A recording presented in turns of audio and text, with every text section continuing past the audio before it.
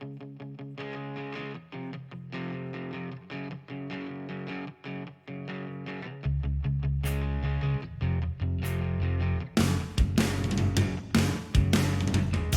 my memo pad, fill the space with this and that. No backup star, repeating lines. Or repeating lines to fill more time. And make memories that we won't keep. Overstated, superfluous, redundant pages on pages. Repeat after me.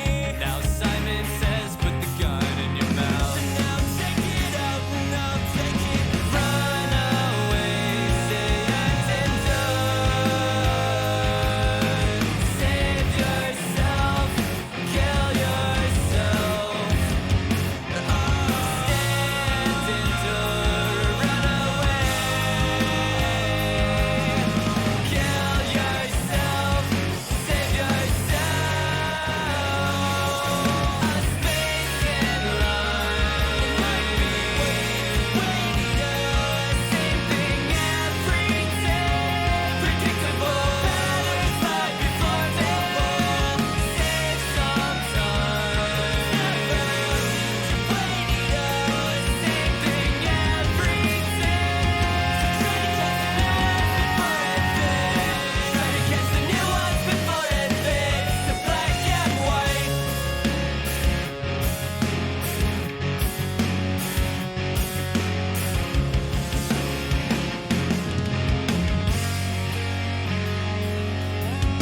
How could you miss out on this when you miss when you were there for every exit that we've missed? New exciting places where nothing's happened in any form. Something written in sound and thrown through the glass. Don't repeat after me, just say something bad. Just leave it behind, put the gun on the ground. I'm number one again with the gun in my run away, say and done.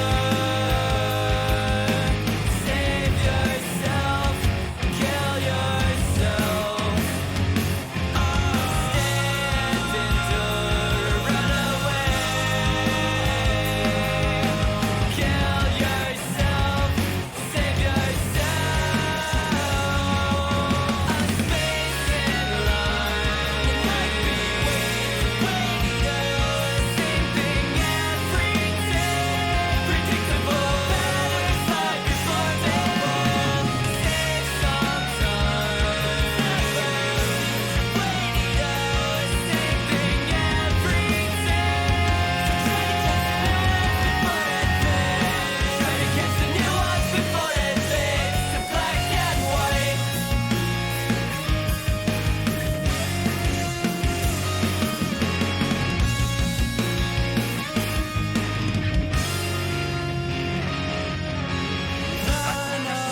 My dispositions and I word it like this so I might convince you. I said it like I meant it. Probably getting better at dragging my feet to catch up with whatever I need to fix you. My disposition and I word it like this so I might convince you. Forget it like you're ready. Probably getting better.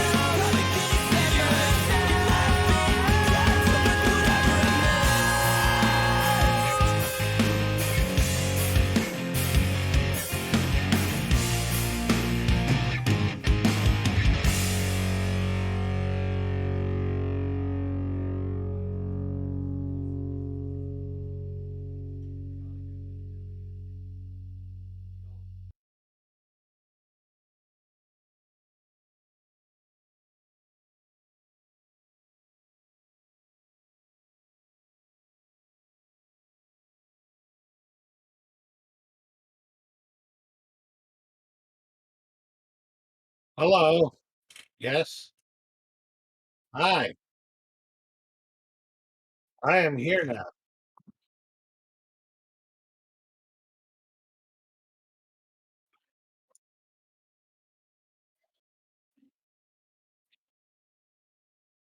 something. It's not picking up your audio. Well, I can't No, read how it. about now? There we What? go. God, I don't know. The OBS is having a fucking fit. Go ahead and say something so I can get some levels on you. Something, something, something, something, something. Oh, okay. You're a little loud. I went from quiet to loud there. Yeah, I'm Continue. la la la la la la la la. Save yourself, kill yourself. The song that was playing at the beginning of my song. To anyone who tuned in late, I'm like, what the fuck is this lady doing? Well, anyway, I think we're gonna just have to be okay with that level of audio. I have no chat. I have no information. I had to do things like old school. Like I don't know. Like what is this nonsense? Are we in 2022 or are we in fucking 1600s? My internet's not working. What the fuck is this shit? Like OBS. Why now? You were working yesterday just fine. Anyway, Man. we watched a fuck ton of things Of course we did. because No, we never got around to doing a show because you of see what various happened was chat was Stowed, or we went 2 weeks from the last episode, and it was Stout was not feeling up to it. He had no spoons left, which is not me throwing him under the bus because I've canceled plenty of episodes from not having spoons. It fucking happens. And then I got fucking COVID. Yay! And I'm still here, motherfucker. But yeah, that sucked. I didn't stream for a whole fucking week. Yeah, it was brutal. I don't recommend it. It was not fun. Let's see here. I also don't recommend it. As somebody who has also had it, it is not fun. It is one of the worst illnesses you could ever imagine having and surviving. Don't do it if you can avoid it. It was brutal. It was really, really brutal. But Why there's no don't mask mandate. Just wear the fucking. Just wear. for our 275th film discussed on this very podcast, take us through Sonic 2 while I pack a bowl so I don't go insane. Okay, so everybody sit Oh, for hold Sonic on. The previous Racing. episode isn't up yet. 1 second. I've been told by our producer that I missed an episode upload.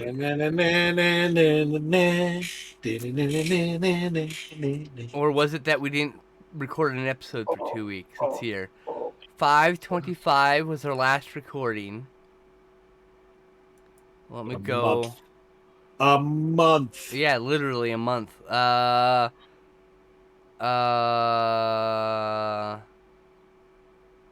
hasn't been a new episode. I uploaded in the uploaded last every day, episode. We are on track. Senor producer, you should double check your numbers again. 5/25 is uploaded onto YouTube at present, and it is publicly viewable. I had to double check. Oh no, it's not. Why is it private? Hold on. Okay. What'd you do? I don't know how, but now it's public. It'll be publicly viewable in a matter of minutes. It's already in a process, so my bad. Apparently, that was in fact a correct statement by our producer. But it's not that I didn't forget. I didn't. It's almost. I didn't forget to upload it. I just accidentally made it private instead of public. My bad. Almost like he knows what he's talking about. Yeah. what he's It's doing. almost like he's our biggest fan or something, right? Like shit. So yeah, take us through Sonic 2 while I put my head back on straight with some cannabis. Sonic 2. Idris Elba plays. Elba. Is he sick? I don't know. When is there a Idris, specific correct way to pronounce his last yes, name? I'm pretty sure Is there a is. way that's extremely offensive to pronounce his last name? Wrong. The wrong way, I believe. People get mad when But you is say it extremely offensive? Yes. I don't think it is. When Idris Elba has a cold, is he Idris Elba? The internet needs to know. I can't be the only person who's made that fucking joke, and I'm sure he hates it. He plays, what is it? Knuckles? Knuckles? The red guy, Knuckles? Yeah. He plays an echidna, anyways. Um, He's not. Look, I like Idris Elba. He's not a great voice actor in this movie. He seems to be phoning yeah. it in. I'm gonna be really honest with you. Well, it just sounds like it's Idris Ilba. He just sounds so Elba. bored with the Ilba. material given him. Like, it's literally Yeah. what it boils down to. Yeah. That's what it feels like. Well, partially, and also just like it's a basic voice acting job to him, right? It's not. He doesn't have to actually like. He doesn't have to like physically perform. He only has to do so vocally, which is its own thing, and A whole different skill obviously set. people- Yeah. Yeah, exactly. That's my point. Is like now a lot of people spend their entire careers learning how to do just that well. That's true. Uh oh. Oh God. Oh no! Is a cat fucking your camera up at present? Yes. Good kitty. This is a good kind of derail. What are you doing? Ah. The whole show is in chaos because of a cat. Mine's asleep under the bed at least, being a good girl. She's very warm. Are you happy, kitty? Yes, she's got all the attention. Every viewer is watching her. She has succeeded. And hello, Chameleon Storm. I didn't see you pop in there.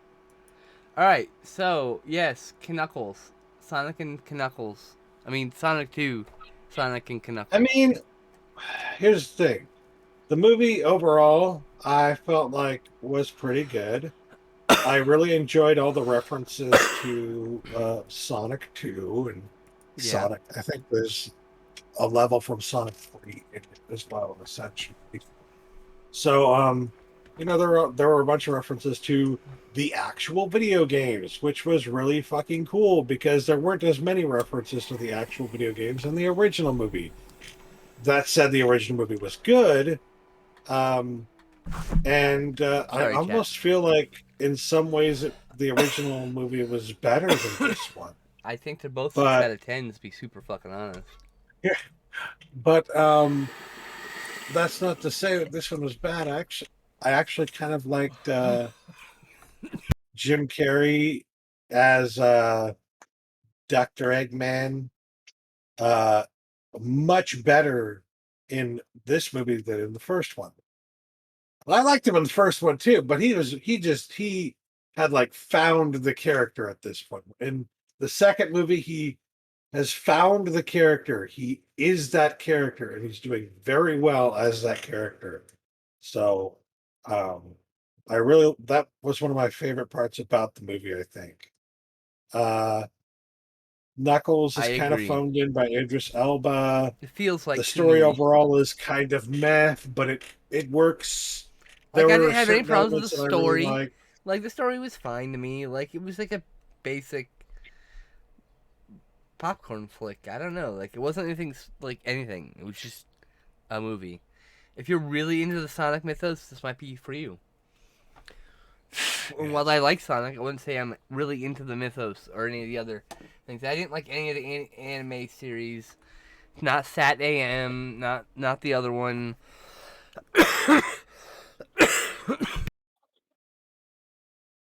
So yeah, I think gave this like a 7 out of 10. I think it's a good movie. It's just I mean, it's basically a fairly mediocre but still good video game movie, right? So like I don't know if people are just like getting so tired of seeing video game movies that are absolutely god awful, and that's what they think of when they think of video game movies. And so they see something like this, and they're just like, compared to those movies, this is a 10 out of 10. And it's like, I can kind of agree to that, but there have been plenty of good video game movies too that are on par with this one. I haven't really seen any movies based on video games that really like completely blew me out of the water though. That made me That's feel true. like this is incredible. They're all just fairly mediocre. This They're one fine. fell There's nothing. more I or think, so in more my and less in opinion, line with that. I think my opinion, the very best video game adaptation that has ever existed so far is Rampage. Because it nails everything it needs to nail from the fucking games. They're all there. Rampage. Yes. The Oh, Rock. Rampage. Yes. I can see that. I felt like I always point out that Postal is very much a movie that is basically just as true to the game as possible, but that there's nothing really to write home about with that. That it's not really an impressive thing to say that you were able to capture the spirit of Postal in a Of movie. Postal, a game in which they just throw every offensive thing they could Yeah. against the wall and Yeah. hoping to elicit the laugh. And that's not a shade because that's just the style of those games. Yeah. And they have their fans, and it's not no shade to those people. But yes, Postal Unrated is in fact one of the better video game adaptations because it presents its material as accurately as possible. One could say Doom also was pretty good. The Sonic ones are pretty good, and they're getting closer to the source material with the second one. So, like, Yeah, I'm I had no fine. complaints. Excited to see what they do in the future. I mean, Yeah. I can't imagine that Sonic was an easy property to bring to the screen. You know what I mean? Yeah. Next up, In the Valley of Violence? In the Valley of Violence. Is that the Ty West one? Yeah, it was a Thai Western. I'm not the first person to make that fucking joke. That's for damn sure. John Travolta is in this. Oh yeah, I and forgot about that.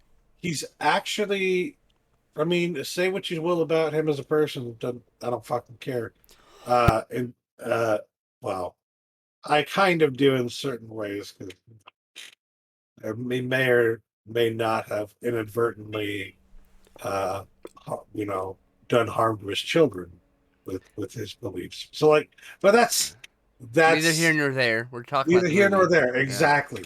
I'm just saying, in terms of acting ability, this is exactly the kind of role that is just fucking perfect for John Travolta, and he does very well. I would in that say role. this is just a retread of his Punisher villain. Not in a Really? bad way. I feel like they could be fucking ancestors of each other. You know what I mean? Like Maybe, I guess. they're Yeah. both very arrogant and full of false power. You know. And Yeah. false power is founded upon fear, not upon respect. In case anyone's curious what I'm talking about. And so like yeah, it's really fascinating. I think Ty West nails the genre really well.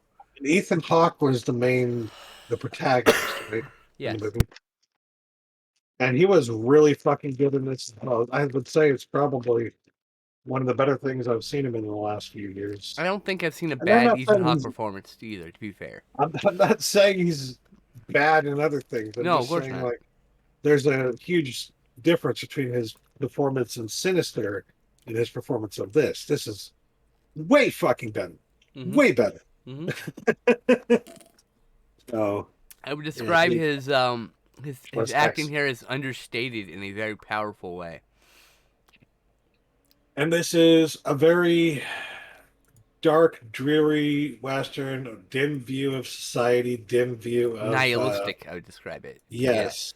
Same. And those are kind of my favorite Westerns because Mhm. I feel like, yeah, that's pretty accurate. You know, it's just like they don't try to paint the West as something more glorifying than it actually was. It's always you know? just been America, brutal and racist and violent. That's it, sadly. And while we are in the struggle Yeah. to become a better people, it is interesting that we meditate in our past in such violent ways. Mhm. Oops, Elise is getting a little Um, philosophical. The weed went right to her head. I would say that if you like things like Deadwood, that you would Yes. probably love this movie. That's a So- very good recommendation. This could easily be in the Deadwood universe, or Hell on Wheels for that matter. I know I keep bringing that up. Yeah. there will be accidental coughs. I'm still recovering from COVID, y'all. It happens. Just heads up. I will do my due I think I diligence gave to this mute it. one. Oh I think yeah, I gave this one an 8 out of 10. Maybe a 9 actually. I can't remember. I but gave it it an 8 was out a of really 10. good one. I gave it out of 10, and I gave it a favorite because I really fucking like this one. This is one of my one of the. I want to own this. This is a western I'm gonna Me too. rewatch. Yeah. Next up, Bells Are Ringing, which is recommended to me by my friend Amelia. We watched a movie. Fuck, what was it called again? 1 second. It was called Queen of Outer Space, which was released by Warner Archive a couple years ago on Blu-ray. Mm-hmm. I'm But familiar. we watched that together, our first movie together. As like movie watching friends. She's a projectionist. She's like, I look up to her in that regard. But we're watching it and there's like references to Phantom, I don't know, Forbidden Planet. The costumes and the communicators from Forbidden Planet are there, and they use a bunch of effect shots from another movie. Anyway, I'm getting sidetracked and I can't remember what I was gonna say. So, Well, oh yeah, were so they- she recommended Bells Are Ringing as one of her favorite Dean Martin films because she's a big Dean Martin mark. Like she's super into Dean Martin. So, and I don't think this is I think this might be maybe my second or third Dean Martin film. He's technically in Cannonball Run 1 and 2. I don't think that counts since it's an ensemble flick. Rio Bravo and Airport. I think it's a small part in Airport, but Rio Bravo in particular I very much enjoyed. So this is my second Dean Martin film, technically. Well, I think he's in White Christmas, isn't he? Yeah, we haven't seen White Christmas together. Yeah, we have. We watched it this year. Then he's not in it because I'm not. Last year. He's not? I don't see White Christmas. No, he's not. He's not. Oh, I also saw Road to Bali apparently, which was I would say meh. I'm thinking of So someone it's else. way later. There's like a whole series of Road 2 films, like 15 or 16 of them. Road to Bali is like one of the last ones, so I wasn't expecting That exactly. one's in the public domain. Yes, it is because But nobody gave a fuck anyways- about it. That's why. Back to the subject at hand, the actual movie we're talking about. All right, bells are ringing. My apologies. We got sidetracked. Yeah, it's about this lady who works at this company called Suzanne Phone. That's a hard word to say. It's Susan Answer So Phone. It's an answering yeah. service. Back in the day, before you had your own personal answering machine, you had an answering service. People would call your answering service, and then you'd pick up your messages, and you'd call those people back, etc. It's very good for people who are very busy and whatnot around for phone calls and stuff. So, it's about fucking Judy Holliday working at this answering service, and she's basically a mom to a bunch of people who use the service, including actually being Dean Martin's quote unquote mom, like a mom figure. She plays one for him to help like him get rid of writer's block or to build his confidence back up. It's like literally she's going above and beyond at every turn at this job. I know I'm very much over-explaining. He's literally performing essentially as an actor because Yep. every client expects her to be somebody else or act a certain way or something Yes, like that. thank you. So That's a much she more has to succinct way of put on- saying it. she has to, put on different effects vocally or whatnot. Just Mhm. one of her clients expects her to be an older woman, so she has to sound like an older woman. It's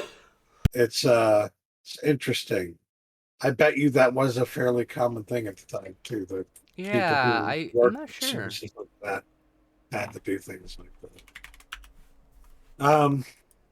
But yes, as you might expect from a classic older movie like this, she kind of develops a thing for Yeah. Dean Martin's character. And That would be a way to describe it, yeah. An obsession, mild obsession. when she realizes that she wasn't able to wake him up, she goes to His house. literally goes to his house to Which is wake against him the up. rules, by the way. Yep, all that good stuff. Kitty, stop attacking me, please. Not right now, Kitty. Um, Kitty. Like literally Cartman over here. and I've given her everything she wants. I mean, good grief. Well, Other than attention. that's what she wants. Come here. Oh, you come here. Oh, hi Oh, I got Autumn. it. Look at that baby Skeletor. She's so cute. Yeah. She's now our co-pilot. So what else to say about this? Yeah, so she falls in love with Dean Martin, and yeah, and then the police detective thinks, actually, the lady who owns Suzanne's phone, or I'm sorry, the manager of Suzanne's phone, not the people who owned it, just another employee, is in a relationship with a guy who's fucking doing like drug running, drug dealing via mail order, and so he sets up a quote unquote catalog of classic music to sell, but it's really just a front for drugs. So everyone who's totally innocent in the situation gets involved in the drug running situation. So it's a cop snooping around, and there's Actually, not drugs, but there's a bunch of silly stretching the technically limits it's of probably- logic for the sense of absurdist comedy type things going on here. I actually really enjoyed this fucking movie. I gave it an 8 out of 10. It's just like, there's just like a typical love story, but not, because there's like, everything about the love is like typical. Everything else about the movie is like very different from other movies. I've never seen a movie about an answering service, so it's just like, at least the setting was unique. And it has a certain charm to it that is fairly, I don't know. yes, What is the word? Endearing? Martin It's- and Holiday are also very charming as actors. You very much easily root for them because they're all very likable characters. Yeah, I gave it 8 out of 10. Like, I seriously enjoyed that. I think I gave it an 8 out of 10 too, something like that. It's like 7 Because or 8. it's a very yeah. good movie. I didn't really have any issues with it to speak of. It was good. Next, we watched Jane Campion's. Isn't that Jane Campion? Shit. Yeah, Jane Campion's The Power of the Dog, starring Benedict Cumberbatch, Kirsten Dunst, Jesse Plemons. Oh my god, Jesse Plemons is incredible in this. Incredible in this. He's incredible in everything, but he's incredible in this. This movie was fucking fantastic. It was really fucking good. It ended up on a It- lovers to enemies, or enemies to lovers list, and I was like, enemies to lovers? I don't think you missed this movie. Maybe you didn't watch it? Holy fuck, that ending was like, what? Like, holy fuck. It was unexpected. It comes out of left field. In a good way. yeah. It is expected. It's set up, but it's like, you didn't expect this character to do a thing, and you're like, holy fuck, the character did the thing. It subverted my expectations, to be honest with you. It did. Yeah. Well, I didn't necessarily immediately think that's what was going to happen or that it was going there. Oh. But there were little signs here and there that, like, wait a minute. Like the guy, for instance, the moment when the kid is just like totally okay with killing small animals. I was like, That's a plant and payoff. yeah. And then I think The Power of the Dog, the title is referring to the idea of like a kicked dog that's slashing back out, potentially. I'm not Maybe. entirely sure. I don't know. I'm like, I maybe I'm missing the point of the title, but like it seems to me like the theory being like you kick a dog enough, it's gonna bite you because you're fucking kicking a dog, you asshole. And that's what happened. The kicked dog got kicked too many times and it bit back, right? Didn't he also say though that the mountain that they live next to was called the back of the dog or something like Oh, that? I'm sure probably there was some physical landmark or some other reference in it, but like, But the I title doubt- is based on the title of the book that it's based on, right? yeah. But I mean, it just feels like that's the point of the movie is the I don't know. That's what I got out of it. I feel like fucking love this. It's got so much to say about like toxic masculinity, what is and isn't like a masculine thing. Like all these little bits. I don't know. There's something about this movie. It's a shame that Jane Campion did that one speech and ruined a lot of her goodwill by trampling on other women with her speech, with her careless choice of words, I should say. She kind of ruined a lot of goodwill there. damn. Yeah. But yeah, I really love this movie. I felt like it was quite excellent. I really like. I can't exactly define what it is about the movie that I love so much. It's just, of course, Jane Campion is really well known for excellent cinematography in her films, and Oh, yeah. this, It's incredible. you know, it's really good stuff. Yeah, I've only seen the piano as the other thing I've seen, and it was years ago when I definitely could not appreciate it in the same way. Even though I gave it a 7 out of 10, I think rewatching the piano would be a good thing. it. I guess if I can't even really think of a movie that this a western really that this reminds me of like in specific. You know, this is its own kind of thing almost. It is. I feel like it is its own thing. It's like I want to say, well, it is a dark and not necessarily always too kind view of the West, of the Western mythos. So you could compare it to other things like that, but it's not really like Deadwood, is it? Not No. really. No, And it's then I'm not like thinking, Deadwood. It's not Well, like maybe you anything could I've compare seen. it to. Maybe you could compare it to the Ballad of Little Joe, and no, not really. It's not like that either. This It, is it's- it fills a unique niche that I don't think has been filled prior potentially in the Yeah. Western genre.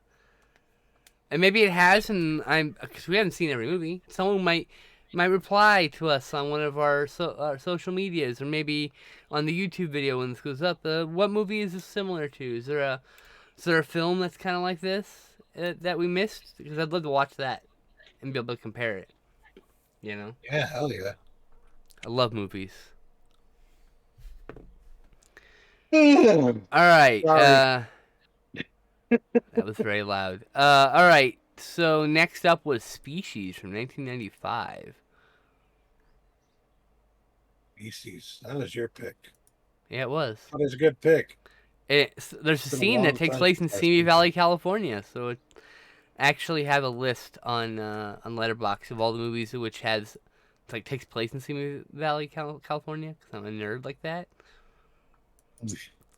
Including the Big Lebowski, where they drive by a Simi Valley sign when they're doing the money drop off. It's so interesting because like I don't have a thing for like remembering movies that took place in or the reference or whatever I grew a up in place Simi, where I though. used to yeah, but like I grew up in Spokane. I don't focus Spokane gets on mentioned all the time. The Spokane. number of times in cinema Right? that Spokane has been mentioned is a lot compared to Simi Valley, know, where it's like but I maybe don't- 10 movies. Well, I don't know. I don't. That's got to be way more than that. You kidding me? Come on. Okay, so let me look at my list. I cannot believe that Spokane would be mentioned way more than Simi Valley, which is Spokane right next to is like 10 times larger than Simi Valley. Keep this in mind. but it's also 10 times further away from Hollywood and Los Angeles, where a lot of movies I've are got made. 4 movies: Species, Joe Dirt, Big Lebowski, and apparently the laundromat in Everything Everywhere All at Once is in Simi Valley. So, But like, the scene takes okay, place is there. this just a list of movies where that like have a scene that is shot in or takes No, place in? That takes Or- place in even almost. Okay. They never. By the way, they never shoot when they say all 4 of those movies mention Simi Valley. Joe Dirt lives in Simi Valley. It's where the trailer's at. Not a single frame of Simi Valley seen in any of those movies, as far as I understand. How many Meanwhile, movies- fucking hundreds of movies been shot in Simi Valley because Corriganville's in Simi Valley. That's what I was saying. Yeah. So lots of westerns, lots and lots Yeah. of westerns have been shot in Simi Valley. Lots like- of television shows like A-Team, Columbo, etc. All that, there's been episodes in Simi Valley, all of them. Poltergeist House. The exterior of the Poltergeist House is in Simi Valley, but it's in a suburb. Random suburb. Okay, but Anyway. defend what you're saying about Spokane, though, because I can't think of any movies. Spokane is a much more set in known Spokane. city. It is a 10 times more known city than Simi Valley. That may be the case, but is it a? I can't think of any movie off the top of my head that is set in Spokane. Let's see here. Movies I can think of movies set that were shot in in Spokane. Let me Like, spell Spokane. Benny and June, for instance, was shot in Spokane. Smoke Signals, parts of it were shot in Spokane. Those are filming locations. That's not the same thing as Yeah, film set exactly. in. That's what I'm saying. Is that it was the location of a lot of movies where the Let's movies see are shot, here. but it's not where a lot of movies are set. Lies and Illusions, Wrong Turn at Tahoe, Give 'Em Hell Alone.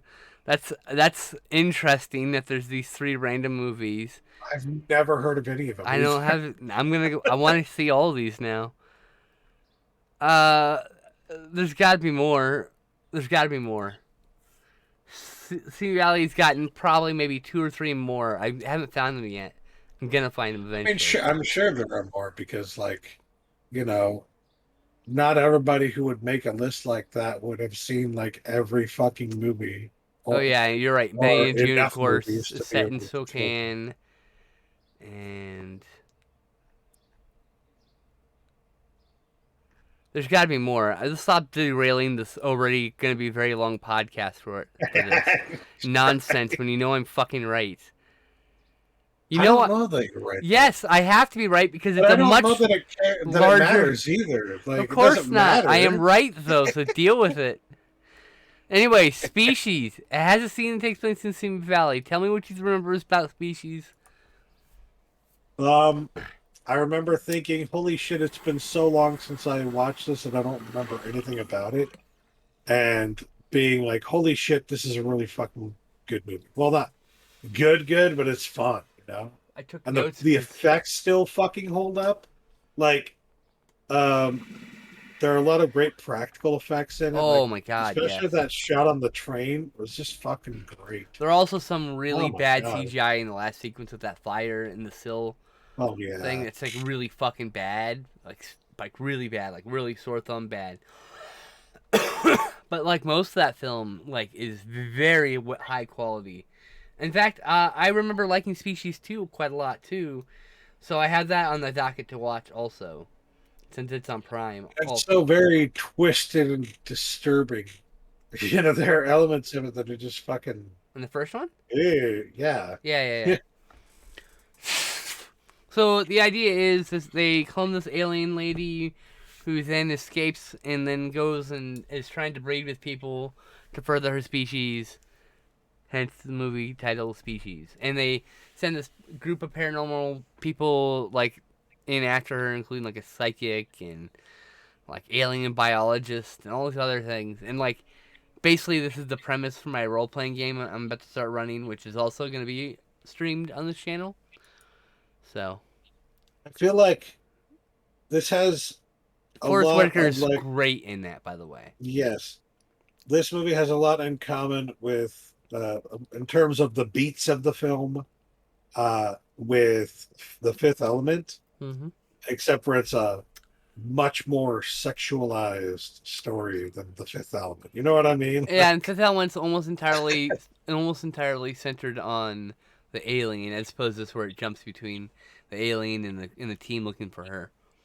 Like Yes. perspective wise, it's very differently shot, Like- but like yeah, the Well, same what I beats are mean is there. that Yeah, what I mean is like there's very similar things that are taking place in each cloning the story. alien, people are chasing Cloning, the alien. yes. Yeah. But that like the alien isn't trying to have sex. The alien isn't trying to reproduce. You know what I mean? Right. Because of that, it makes it extremely different. Because the end goal of Species is that the alien is trying to reproduce. Yeah, You know, and then It's of just course like- that would be a danger to humanity. yes. To be fair. So That yeah, well, that I what makes think it a horror movie. I think Species is the perfect popcorn flick, and then you and your friends sit down with some popcorn and just fucking enjoy the ride. Like, Yes. yeah, I have a interesting, fun little story about Species 2 that I will share when we cover that. Um, Before I do that, I actually piled a movie ahead of that, which is the Phil Tippett Mad Dreamer and Monsters, which is a movie about a documentary about Phil Tippett, which is related to a movie we'll talk about later on tonight. We watched the new Phil Tippett film. Next up, Mail Order Murder, the story of Wave Productions. Oh yeah. I This was forgot that was the fascinating. name of the movie. It was But I about this remember the company fucking called Wave movie. Productions who would produce primarily fetish videos upon demand. So someone would write a script that they had for a very horny, fun little movie, but they don't have any money. They don't have the ability to make it. They don't have any equipment or star, any of that stuff.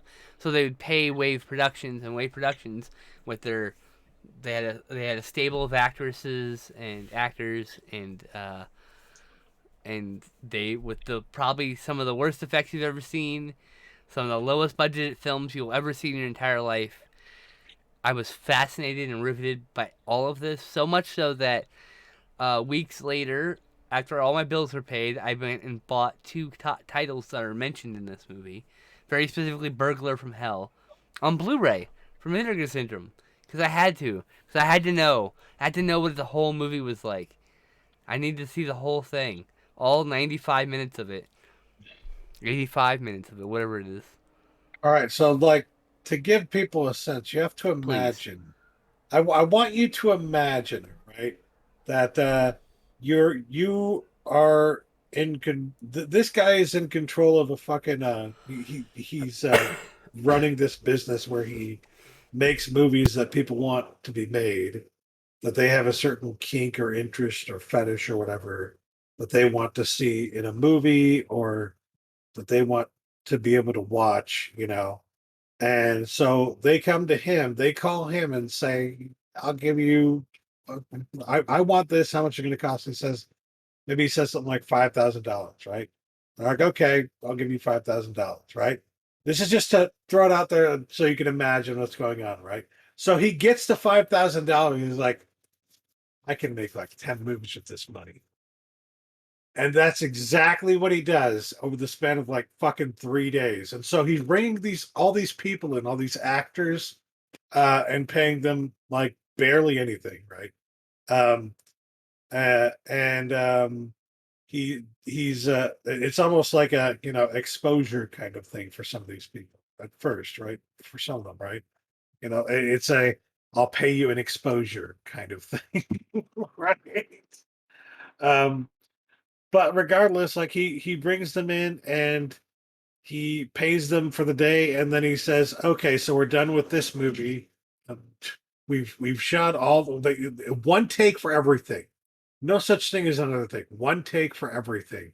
And He did they mention they occasionally they'd have to make more than one take, but so they it was almost always a one take affair. Yeah, so they get done shooting one movie, and that movie could be half an hour, it could be an hour, it could be an hour and a half, could be like whatever, an actual movie. Sometimes Uh, people just sent them but scripts to just do movies, had no uh, fetish involved. but Also, but my point is that like they would go immediately from that one movie they just shot and be like, okay, so dress up for this other movie we're going to do right now, and then after that, okay, so dress up for this other movie we're going to do right now. So like this actress would come in to perform one role, and he would rope her into doing like six different roles in one day. That's what I'm talking about. yeah. Six different movies. He's got the 5 grand. He's using the 5 grand to make multiple different movies in one fucking day that he can then sell to these specific groups of people that have these specific fetishes and interests. Or interest. Yeah, yeah. Yes. Wasn't always sexual, but Yes. oftentimes it was sexual. It was just a very frequently because like some of those fetish videos are you can get paid a lot of money for them, and people that's what OnlyFans is about nowadays. You know, you're just going right to the artist instead of having some director round up people and exploit them to do like 9 movies in one day or some shit. Like, but no, this documentary's fascinating. It's on Tubi. It's free, so I highly recommend going to watch it. I am probably gonna buy it. It's on Vinegar Syndrome Blu-ray, so I'm gonna probably get that and then continue buying every single one of those damn movies. Because what the fuck, I need There are to a see lot of them. things I found interesting about the documentary, and specifically about the way that they were making films. Because in this case, it was like the person buying the movie had perhaps more of a direct impact on, you know, how and why the movie was made Mm-hmm. than in any other area of film. Like, you would Yeah. never see that in Hollywood. You No. would never see that even in most places outside of Hollywood. Like This is people would do their very own movie much at that a- point, you know. Yeah. He's specifically putting scenes in movies to appease specific groups of people. Right. And like And at the same time, that's- it's a horror movie, and so it's Yeah. like he's able to leverage both the fetish people who are there for a fetish video and the people who are there for a horror movie. Like he leverages both groups of people with the same At the same movie. time, yeah. Yeah, it's smart marketing. I mean, it is, but everyone's happy it's then. just interesting. Yeah, it's just Yeah. interesting how much of a role the audience in this case plays in the movie making process. Essentially, I'm just in it to see Burglar from Hell. I just want to see this fucking weird ass movie. I don't know what the fuck I don't know what's gonna happen when I watch it. It's gonna be weird. It's how okay. So the difference is like you're some schlub who works at Lowe's, and you make $30,000, $50,000 a year, and you can't afford to make a movie. You probably never think you'll ever be able to make a movie, and most people can't make a movie, but they can save up like a year, and give a guy $5,000 or $1,000 to make his vision come true. Like that's what it is. It's like some guy who has no chance of making a movie paying very small percentage of what a movie actually costs and getting something that's about as much effort. You know, like you gotta imagine this is a guy who's like getting these letters in the mail, and he was getting a lot of letters at a certain point, right? mhm. And he get these letters saying, "Hey, that was I really like this movie. I really like this particular scene in this movie, and I'd like to see more movies like that." You know what I mean? Yeah. And he is a filmmaker is just like, okay, I'm gonna specifically make more movies with specifically scenes like Yes. that. People who know how to make a movie will just make a movie if they want to see that thing, right? But not everybody is artistically inclined, and they just Yeah. they don't want to do the work. They just want the result. So they'll pay $800,000 and get their Burglar from Hell movie like made or whatever, because they just want to see it made. I think the major difference, like, we're talking about movies that this entire script was written on a fucking napkin. You know what I mean? I mean, like this is why I like regional filmmaking is because it's literally outside Hollywood. It's just some dude's like, I'm gonna make a fucking movie. He wrote a movie. He hired some actors. He got a crew together, and he made a fucking movie. It's my favorite kind of movie. Why? Because it's 90% misses, but when they fucking hit out the park, god damn, it's so good. Like Messiah of Evil, you have to sit through a lot of fucking garbage.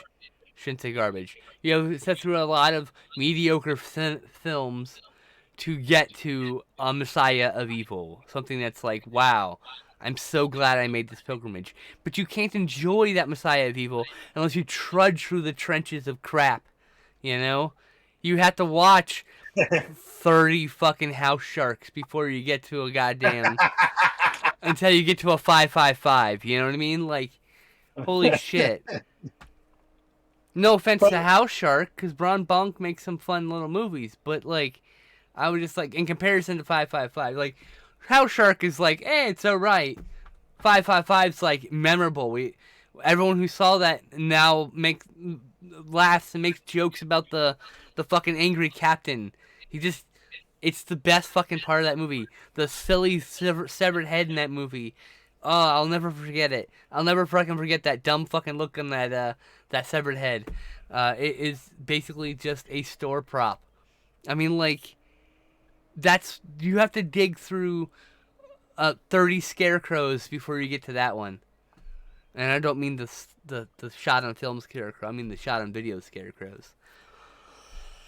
I mean, like, to drive home the point, I think, of like what makes it different is that, like, even most independent films will have like a script, and I mean And a budget. a real script, actual script, Yeah. something that is potentially more than 5 pages, something that is potentially more than 20 pages. Something that's You know? usually, I mean, I've seen a lot of the regional horror films just have straight up scripts. They're 75, 85 page scripts or whatever, you know?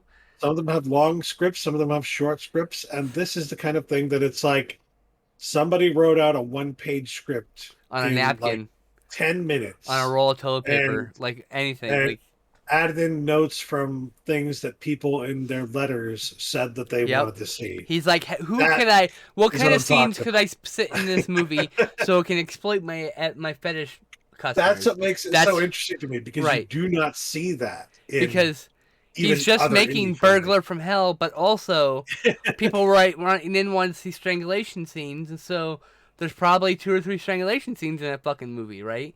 So now he can sell Burglar to Hell to Which I dumb find shits very like me. He'll sell Burglar to Hell like to dumb shits like me, and he'll sell them to people who want to watch it for the fetish, and like we're both gonna be happy because I got to watch some movie called Burglar from Hell. I mean, like as an example. That's that's probably one of the more famous ones that came out of Wave Productions. Anyway, I highly recommend Mail Order Murder, which is the story Me of too. Wave Productions. It is if only to see a side of filmmaking that you never see. it's You a know, it's like fascinating look at like it's so interesting. it's like blue collar filmmaking. It's best I could describe it. You know, it's like in the trenches. I don't know. Next, we watched Ghostbusters Afterlife. I loved this movie.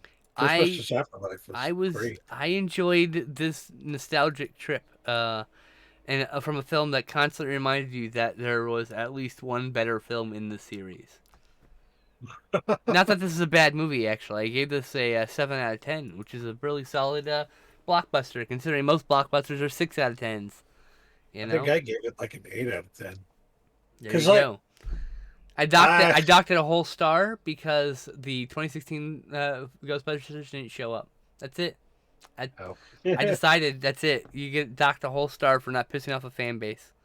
Yeah. Well, what I liked, I think, about this movie, honestly, is the nostalgia factor of it. Mm-hmm. And I honestly do not understand why so many people from my generation, we grew up in the 80s with The most movies that were nostalgic generation. they were hyper focused on nostalgia, Mm-hmm. specifically nostalgia. Back to the Future, nostalgia. And then in the 90s, you have fucking Forrest Gump, again, nostalgia. But back in the 80s, you got fucking Stand By Me, nostalgia. All these movies are fucking extremely nostalgic. For the 50s, yeah. Very Yes. specifically, and a lot of times. So, like, we were literally basically taught to love nostalgia back then.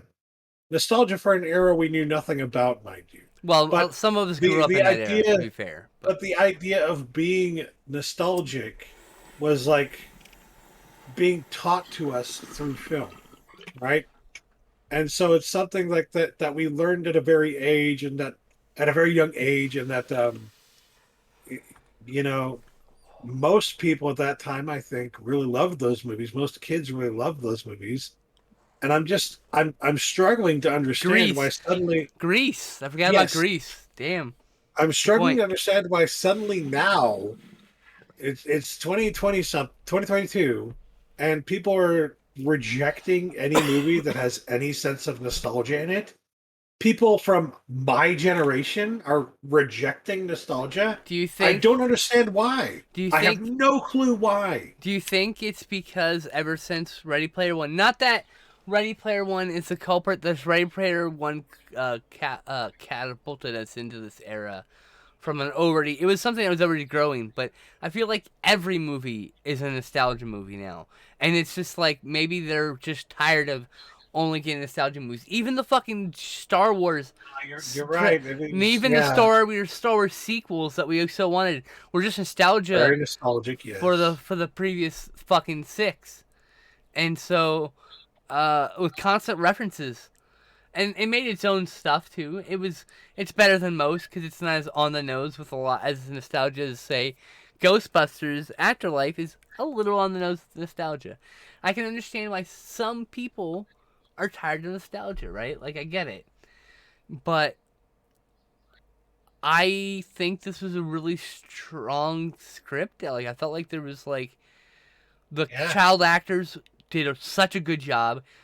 From by the way, child actors that are good actors, we're spoiled. We're in a spoiled era right now where we actually have them, because for decades they just weren't. There was one at a time. Haley Joel Osment, he poor bastard. He had to be in a fucking million movies. Elijah Wood, that poor bastard. He had to be in a million fucking movies as the one kid actor that carries the movie, right? And not to put any of those people down because they're actually amazing actors. People give them shit, right? Jake Lloyd was in that position for a while too. God bless him, having to deal with all the nonsense he had to deal with Star Wars fans. Y'all should be ashamed of yourselves all coming back around on that shit after you terrorized that poor boy. Y'all fucking did it. Don't look at me, motherfuckers. I was on the corner waiting to watch those movies excitedly. Yeah. Like shit. But I like yeah, I can see that. Anyway. I can see why people. So I think it's maybe saccharine at this point. In this case, it's like if they made a sequel to The Thing, and it was just references to the original Thing. Instead they made a prequel to The Thing. It was all just references to The Thing, which is why I think that movie is so bad. It doesn't do enough of its own thing, and it just was entirely fucking unnecessary. In regards to Ghostbusters Afterlife, though, like the story was really tight, really good, and interesting. The characters, they all worked really well. I love how it tied back into the original movies, and it there were moments of nostalgia, obviously, but it wasn't all about the nostalgia, you know. It was also introducing new characters. Just like the 2016 movie, this one made me even more want to see a Ghostbusters movie that borrows heavily from the fucking comics, because the comics had a really fucking interesting idea for a new Ghostbusters team. But I saw this though, and I was like, you know what? If this was the new Ghostbusters team, that'd be pretty cool too. I feel like this would work. It's fucking time.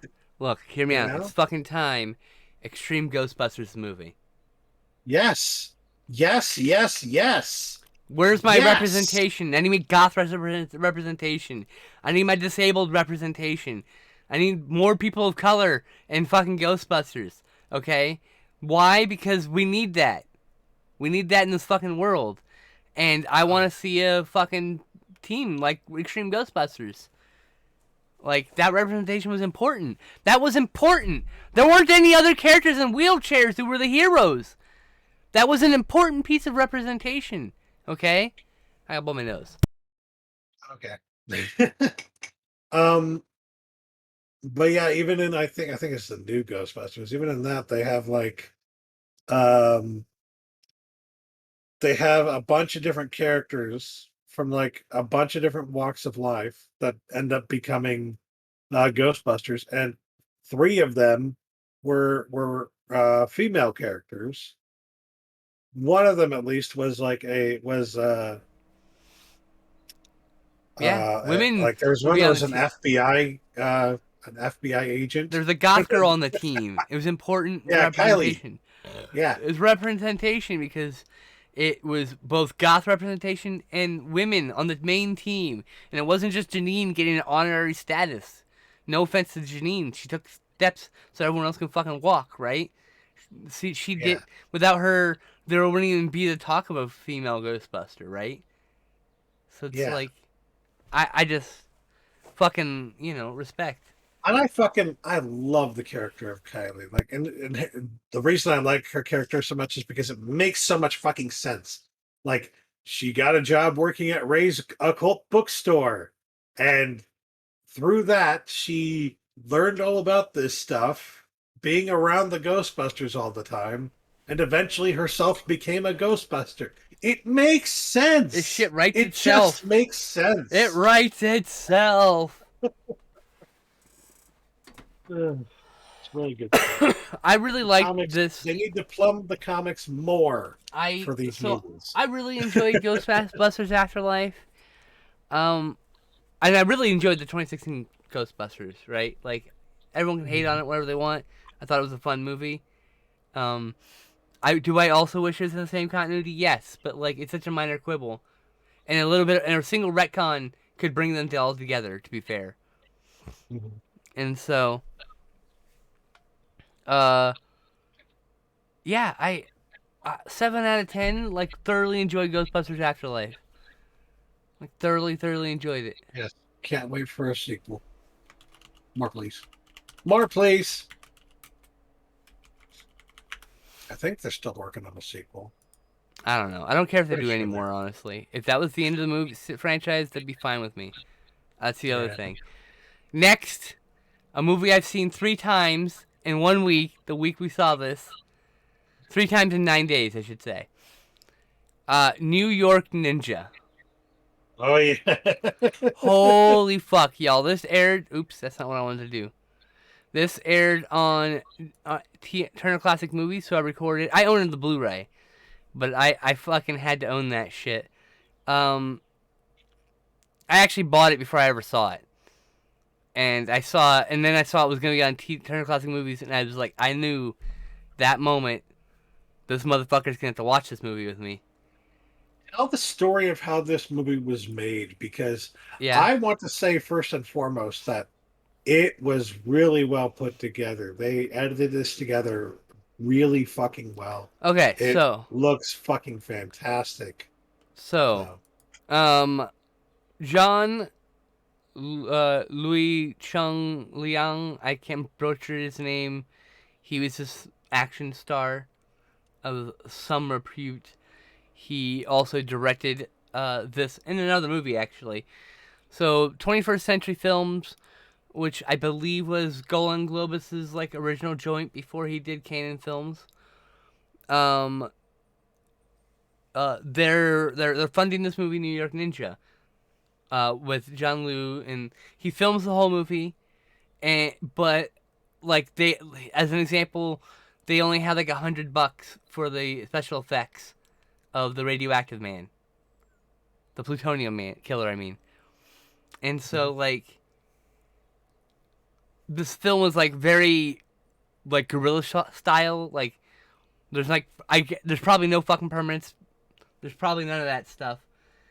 So you're seeing real gritty New York from the streets, like working class filmmaking in working class areas. Nobody can afford shit, you know what I mean?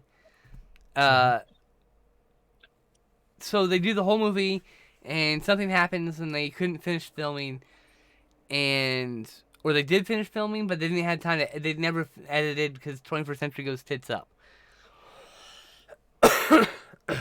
So the film's lost essentially because it's unfinished.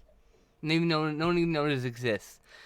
Cut to sometime in the mid 2010s, I think.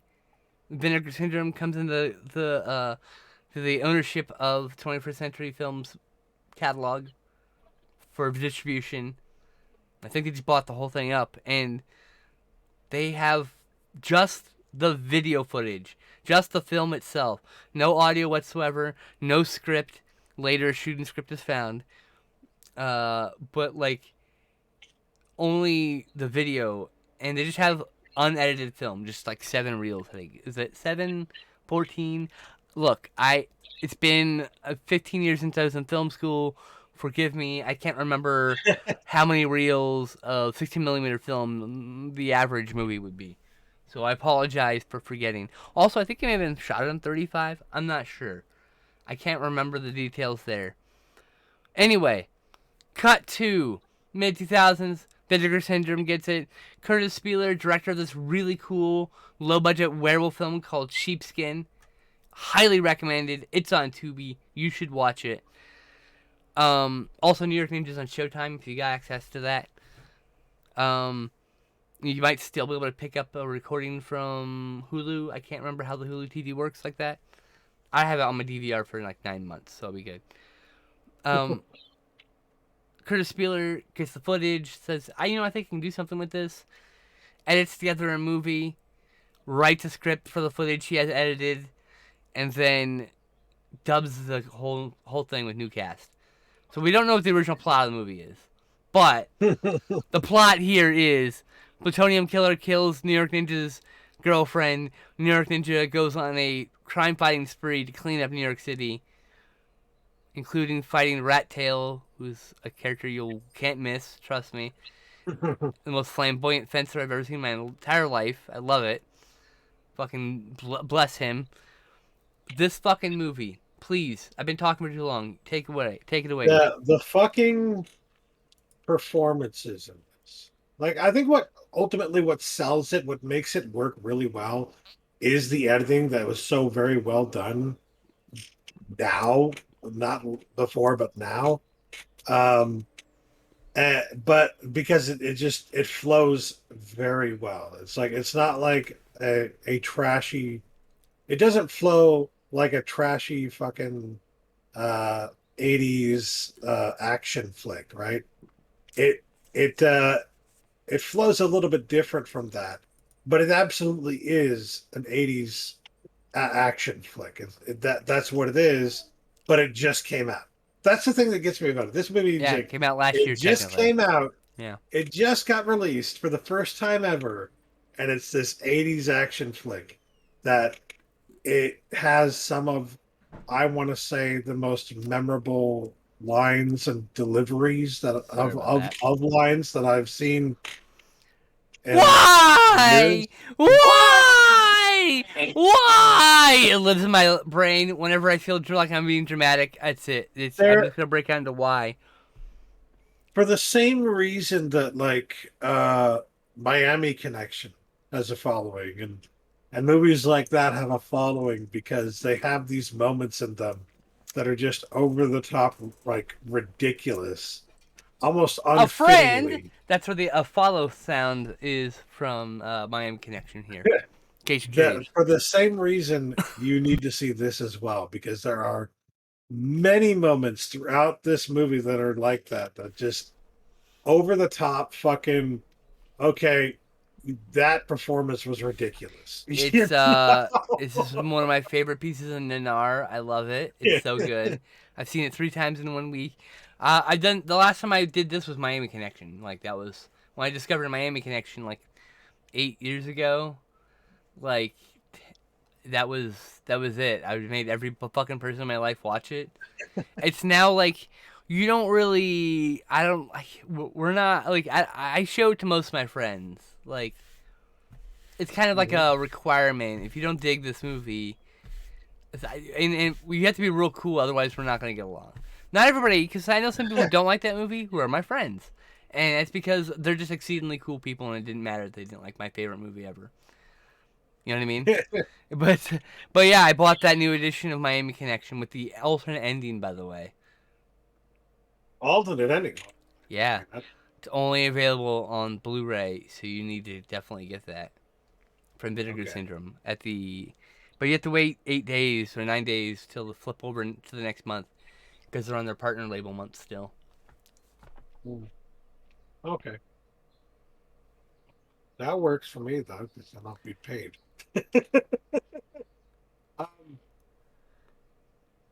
What?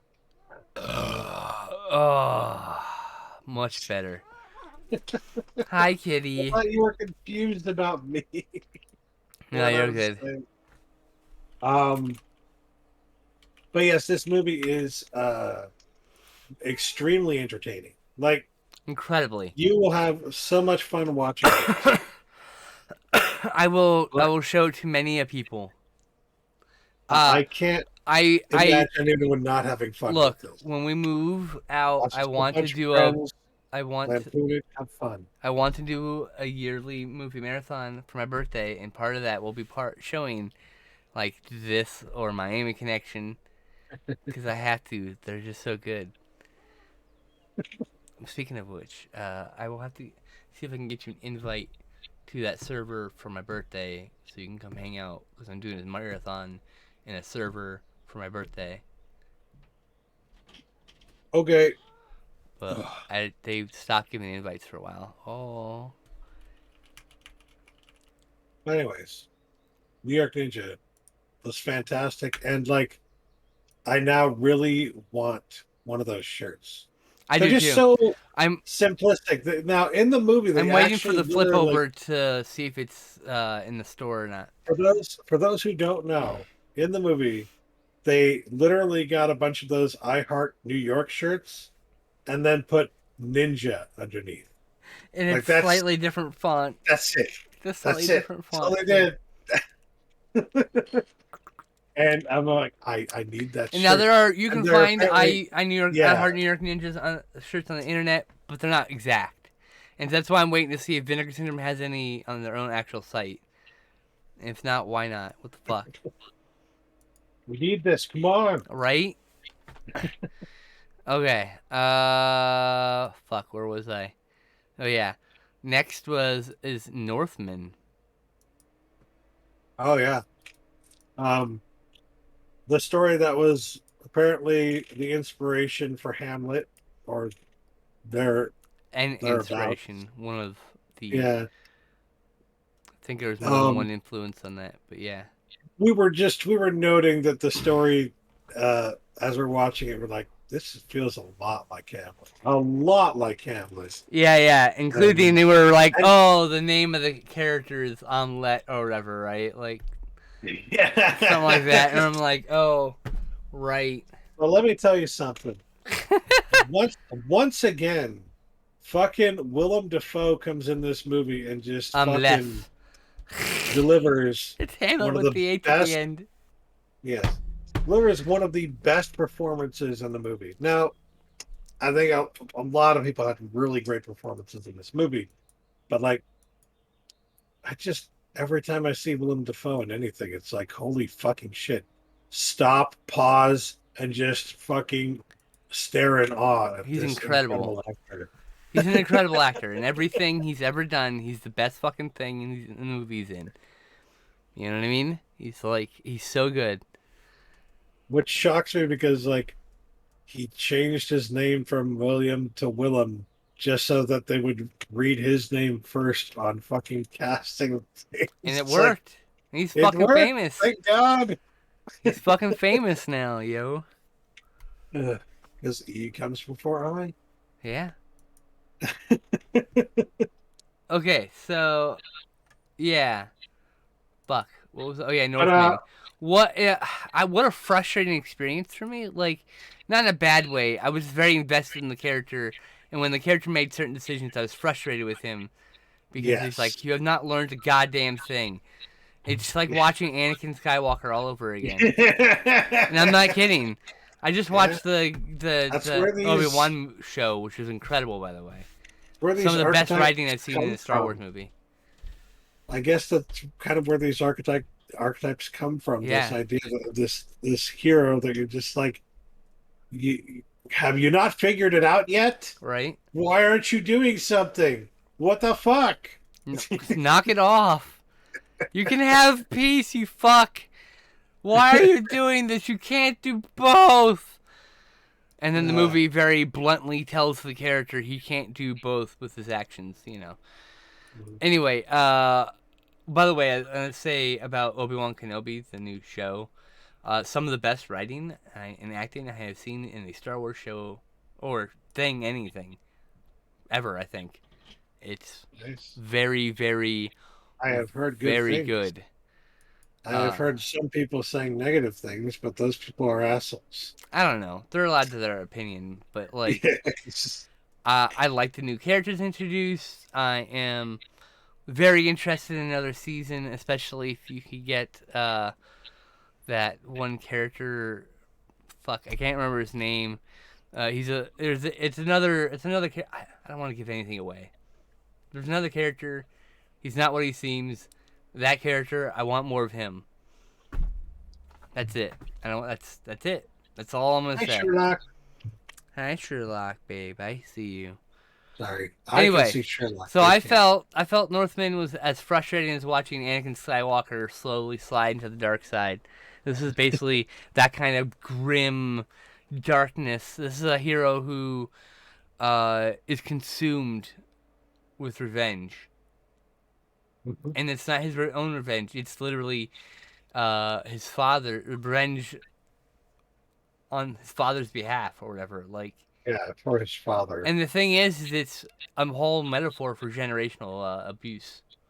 That you Mhm. pass it down through your actions, if you every day of your life you want revenge on somebody, it's gonna get passed down. You know, like it's a lot of rage. It's a lot Yep. of like that's what this whole movie is about. Basically, it's fucking It's fascinating. brutal. It's dark. I gave it 9 out of It's 10. twisted. Like And even the way that it's filmed is fucking brutal, like beautiful, but yeah, brutalistic. And bleak. Be prepared. It's a bleak vision. yes. Um yeah. I honestly don't know how exactly to define I it. gotta It's let the just cat out. it is very much a dark, dark view of humanity. And perhaps rightfully so. But it's very, very good from start to finish. The movie starts off with like a monologue from fucking Willem Dafoe. So it just the mood is immediately set, immediately. And so if you have any thoughts, am I gonna like this or not? You fucking just start the movie and you listen to Willem Dafoe speaking. And if you're like, I don't know if this is for me, you can get out right then and there because that's So good. exactly what that movie is going to be like. That mood that it sets in the very first scene with the very first dialogue from Willem Dafoe at the very beginning. That's the mood throughout the movie. So you don't like that mood? Find something else to watch. Yeah, what an incredible like vision though. It's like watching, it's like looking at every frame of painting, like literally in that movie. Every frame is a painting. I'm gonna buy it on Blu-ray and probably watch it 10 more times. I can't remember if I gave it an 8 or a 9, but I gave it a it, 9 out it, of it 10. was it was very high score for me. I gave Power of the Dog 9 out of 10 too. I forgot to mention that earlier. And I gave New York Ninja a 10 out of 10 because New York Ninja. New York Ninja. Oh yeah, and there's a song by Bronx Style Bob, and then there's for New York Ninja. I mean now for Northman, and yeah, all star studded Grindhouse voice acting cast with Don Wilson and Linnea Quigley and Jerry. Not, who is it? Not Jerry. What's her fucking name?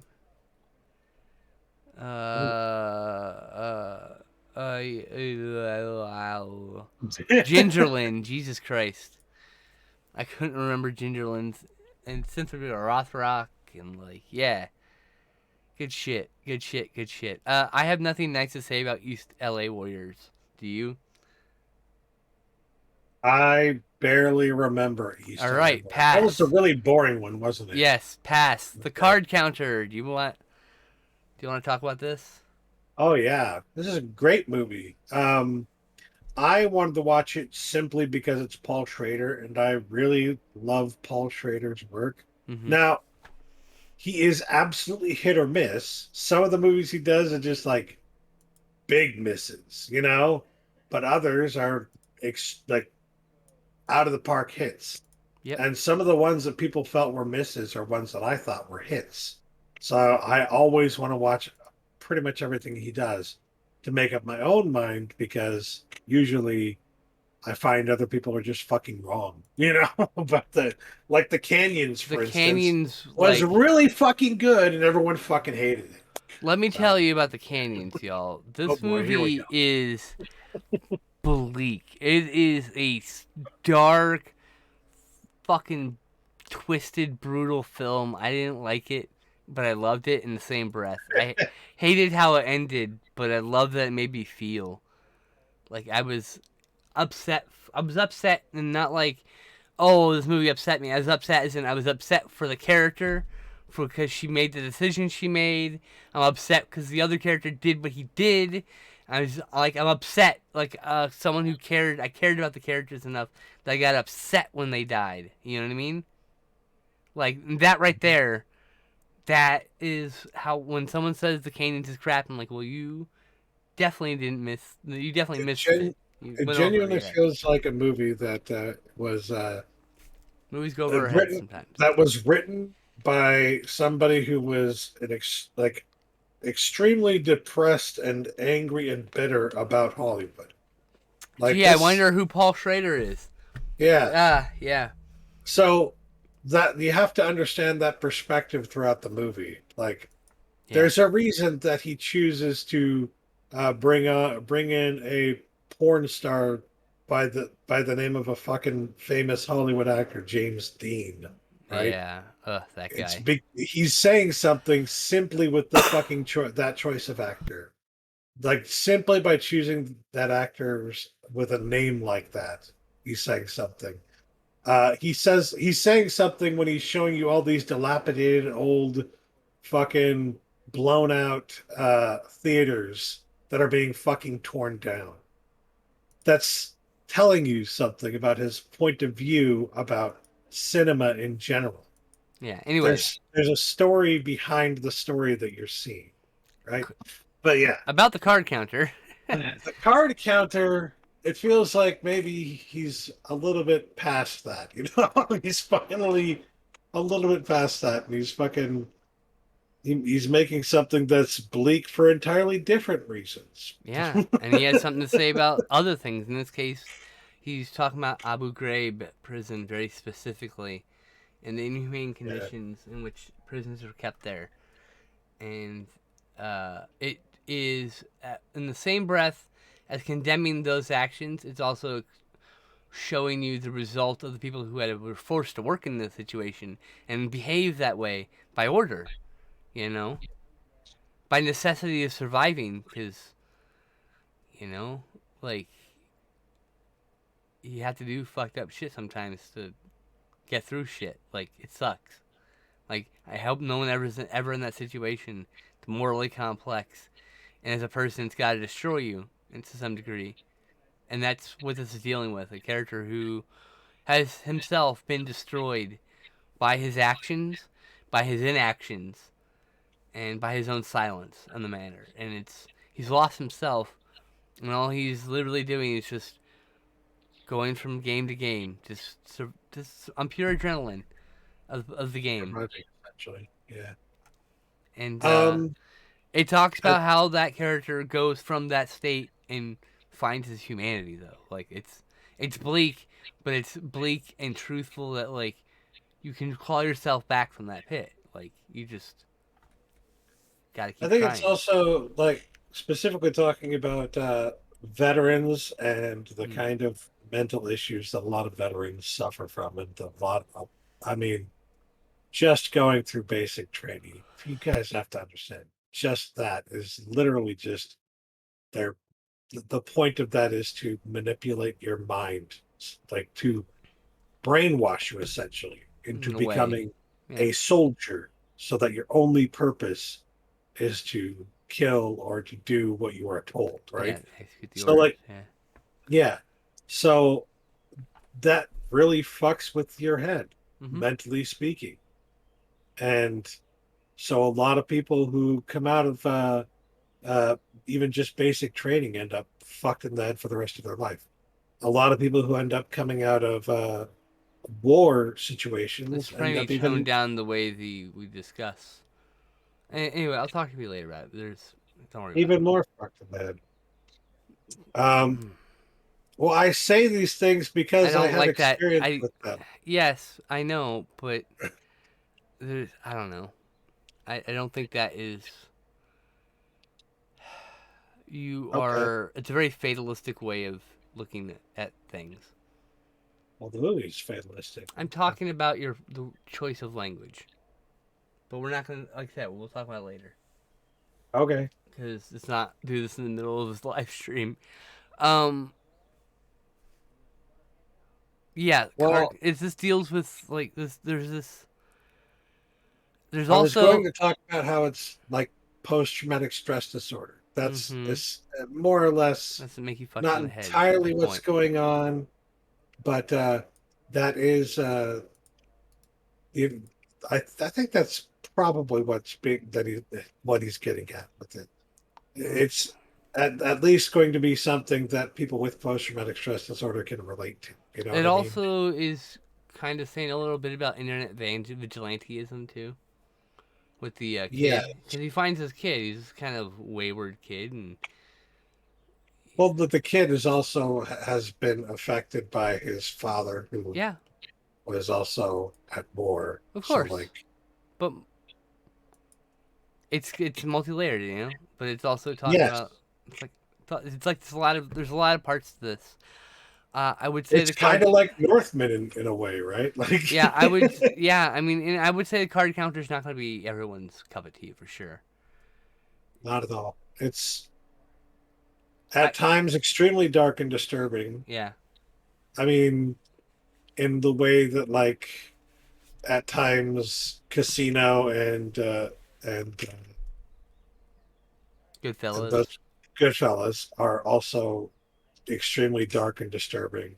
Mm-hmm. So, um, there are going to be moments in this movie of, like, I don't want to say necessarily brightness and levity, but there's nothing terrible happening, right? It's just that the characters in them are not only people who are capable of doing terrible things, but keep finding themselves driven back into doing terrible things because of what they did in the past and what happened to them in the past. So it's almost in a way like in the movie they can't escape the fate. It's a terrible thing to think about it this way, but that's the way that I think about Yeah, this the movie. film's a Like, bit very fatalistic in that manner, yeah, and I think that is indicative both in your language, also in the way you decide to describe someone with PTSD, and also in the way our culture treats it as some sort of brokenness. But they're just people who are suffering because of what our mhm. fucking government did. Like so many, like it's like, why is that always our fucking government cycle? Like I don't understand. Like it's all.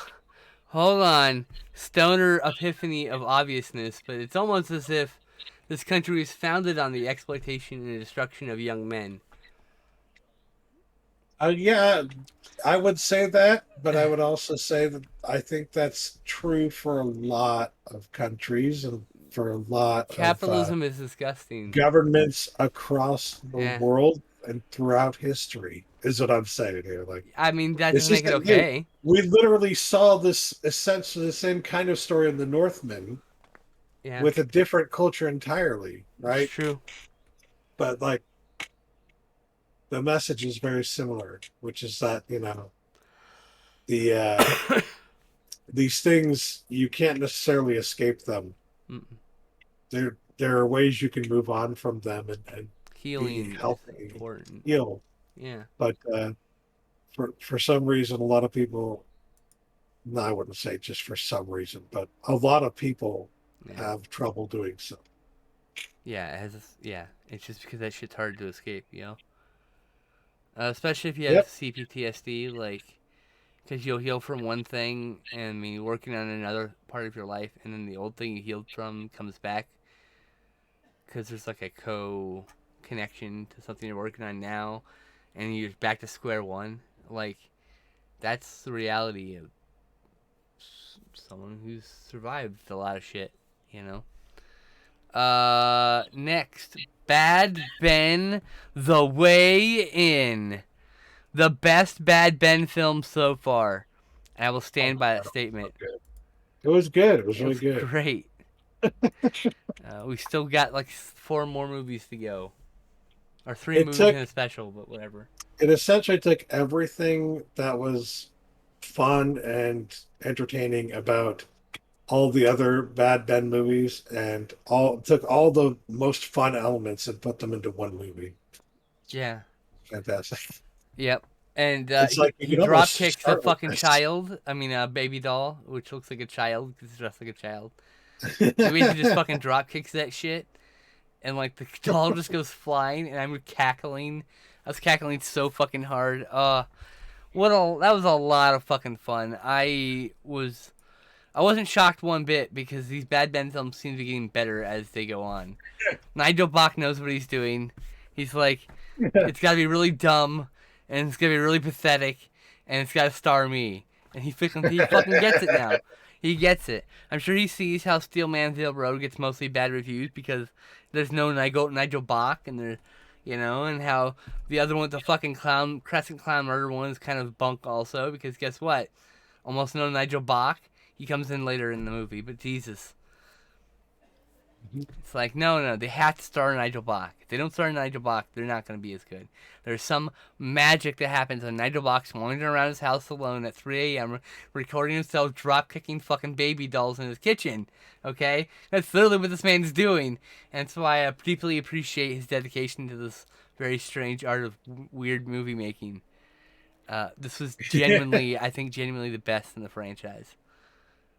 I think my favorite part is that like the new thing that he added to this is just that like he makes himself a fucking a ghost hunter essentially in this movie, Yes. right?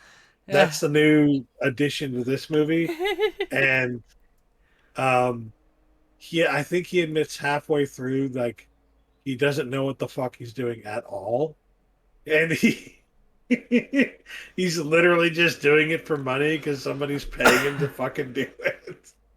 And it's like it's so unfitting with this character. It fits Oh my perfectly God. with this character. It's So, ridiculous. I fucking adore these movies. I highly recommend. Look, if you watch that first movie and you aren't laughing your ass off at Nigel Bach going, "Knock it off, god damn it," for fucking an hour and a half while nothing like random dumb scares happen, you're not gonna like the rest of the franchise. It's fine. You can just move on. But if you're cackling like I was, me and Justin were just howling. At one point, Justin was like wheezing from laughing. He was just wheezing at one point. Just he couldn't breathe. I was just sitting there with my face was hurting the whole fucking time. Like that first movie was great. Some of the sequels have been hit and miss. This one was the 6th movie in the franchise. Where am I at?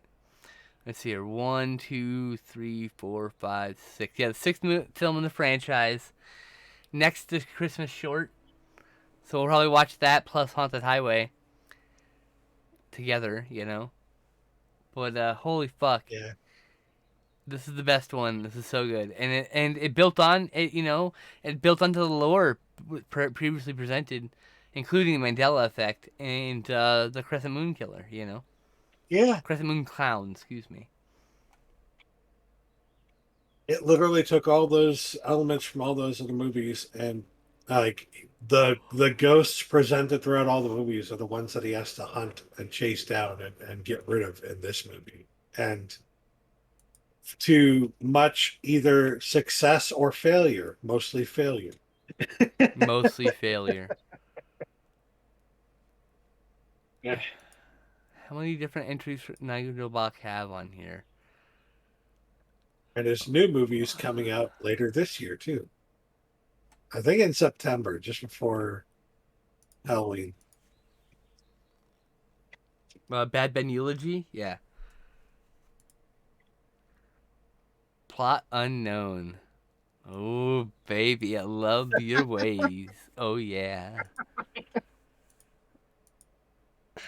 Fucking love those movies. I can't even I cannot describe it any better than Nigel Bach yells in the middle of the night in his house alone with a camera.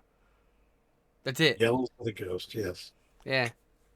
Like, I'm talking about like in real life. Like, can you imagine living next to Nigel Bach? It's 3 a.m.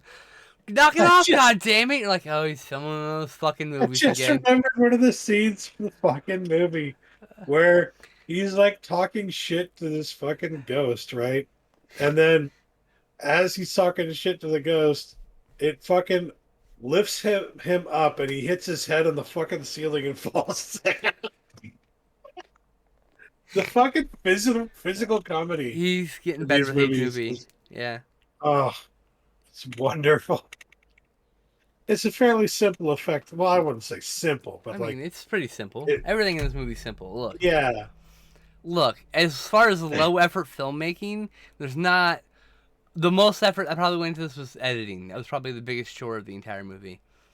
Yeah. But like, he literally just sets a bunch of cameras up and then wanders around his house, thinks up scenarios, films them, and probably just ham fists them together into a fucking movie. I just can't imagine it's anything else than that. Like, I don't want to think about him hammering scripts out or thinking about things logically in any kind of way.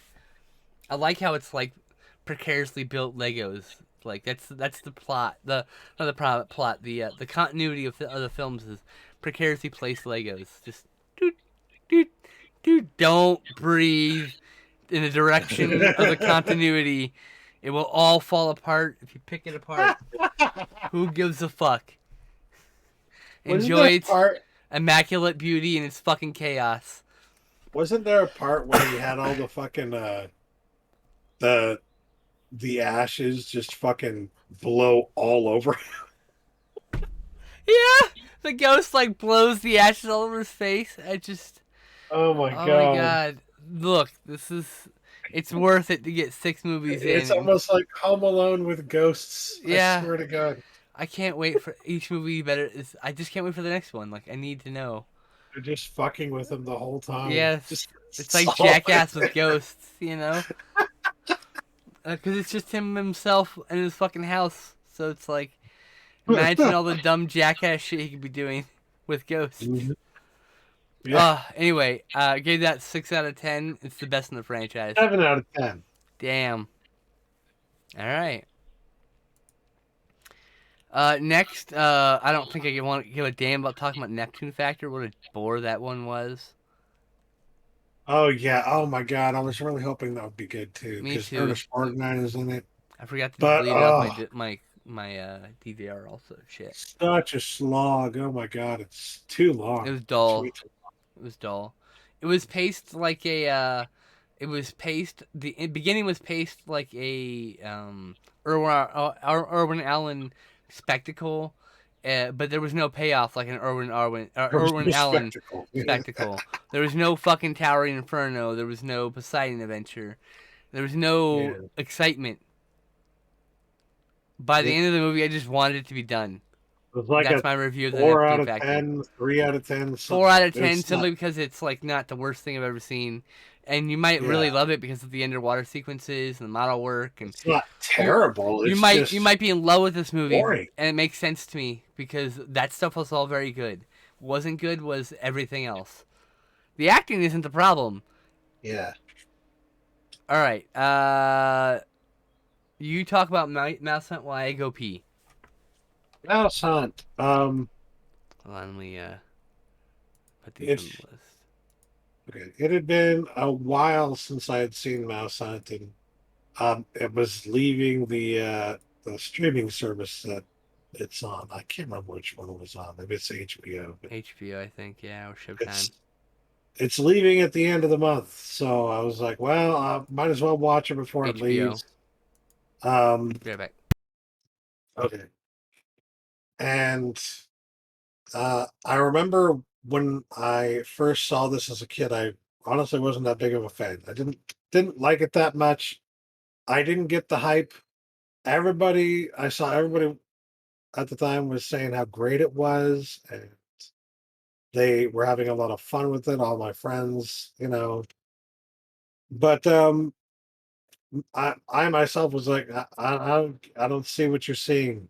It just looks like an okay movie to me, you know. And it really didn't feel to me like a movie that was anything more than mediocre, right? But because all these other people were having so much damn fun with it, I'm like, I must be missing something, right?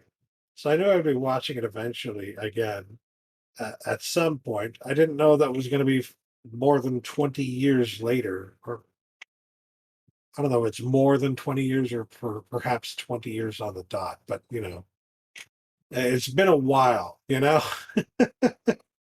um, so watching it this time though, uh, with much more experience as a film viewer and knowing much more about film in general, um, I actually loved it a lot more because I could understand some of the things that they're trying to do with it, like the almost the Laurel and Hardiness of it all, and noting how both of the actors were formerly in major Broadway musicals, and so they were almost playing it like musical characters, like flamboyantly playing these characters.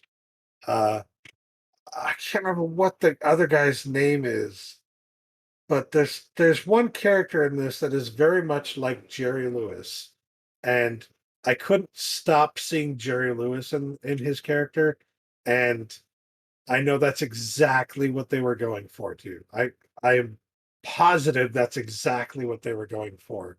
And I didn't see it the first time I saw the movie, but I definitely saw it this time and appreciated that. Um, the music is fantastic.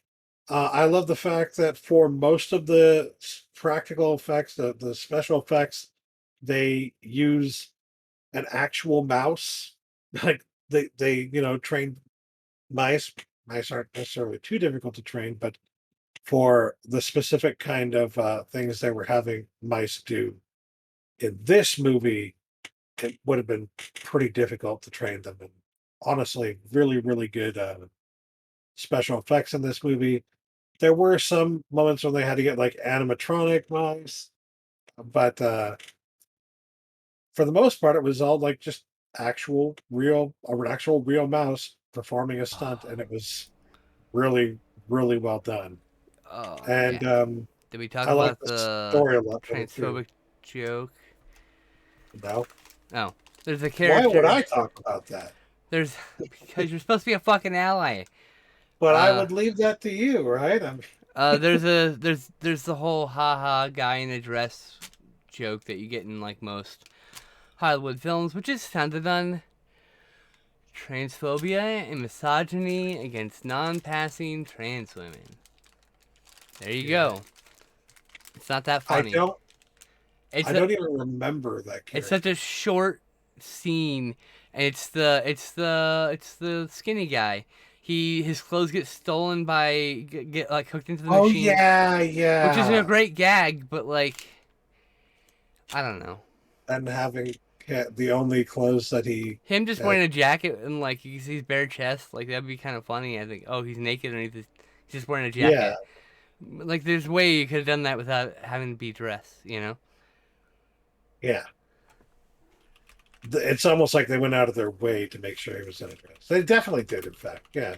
And there's something insidious about it too, because it's like it's a Yeah, small scene, it's a small moment, but it's it's also like, means something though. it's the kind of thing that like it gets entrenched into the way that people see that kind of person. And it's just like, yeah.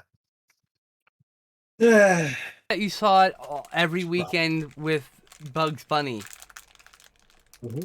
I mean, that's how ingrained it is in the culture. You think it's harmless, but it's Yep, actually not. It's bad. It's not good. Ultimately, yep. it breeds the very early on this idea that you can laugh at men in dresses, as if that Yeah, I was such a reason completely to forgot laugh about at that somebody scene. ever. No, but I'm saying like in general, it was in like fucking Bugs Bunny cartoons when we were kids. I mean, like Yep. that's how entrenched in their culture it is.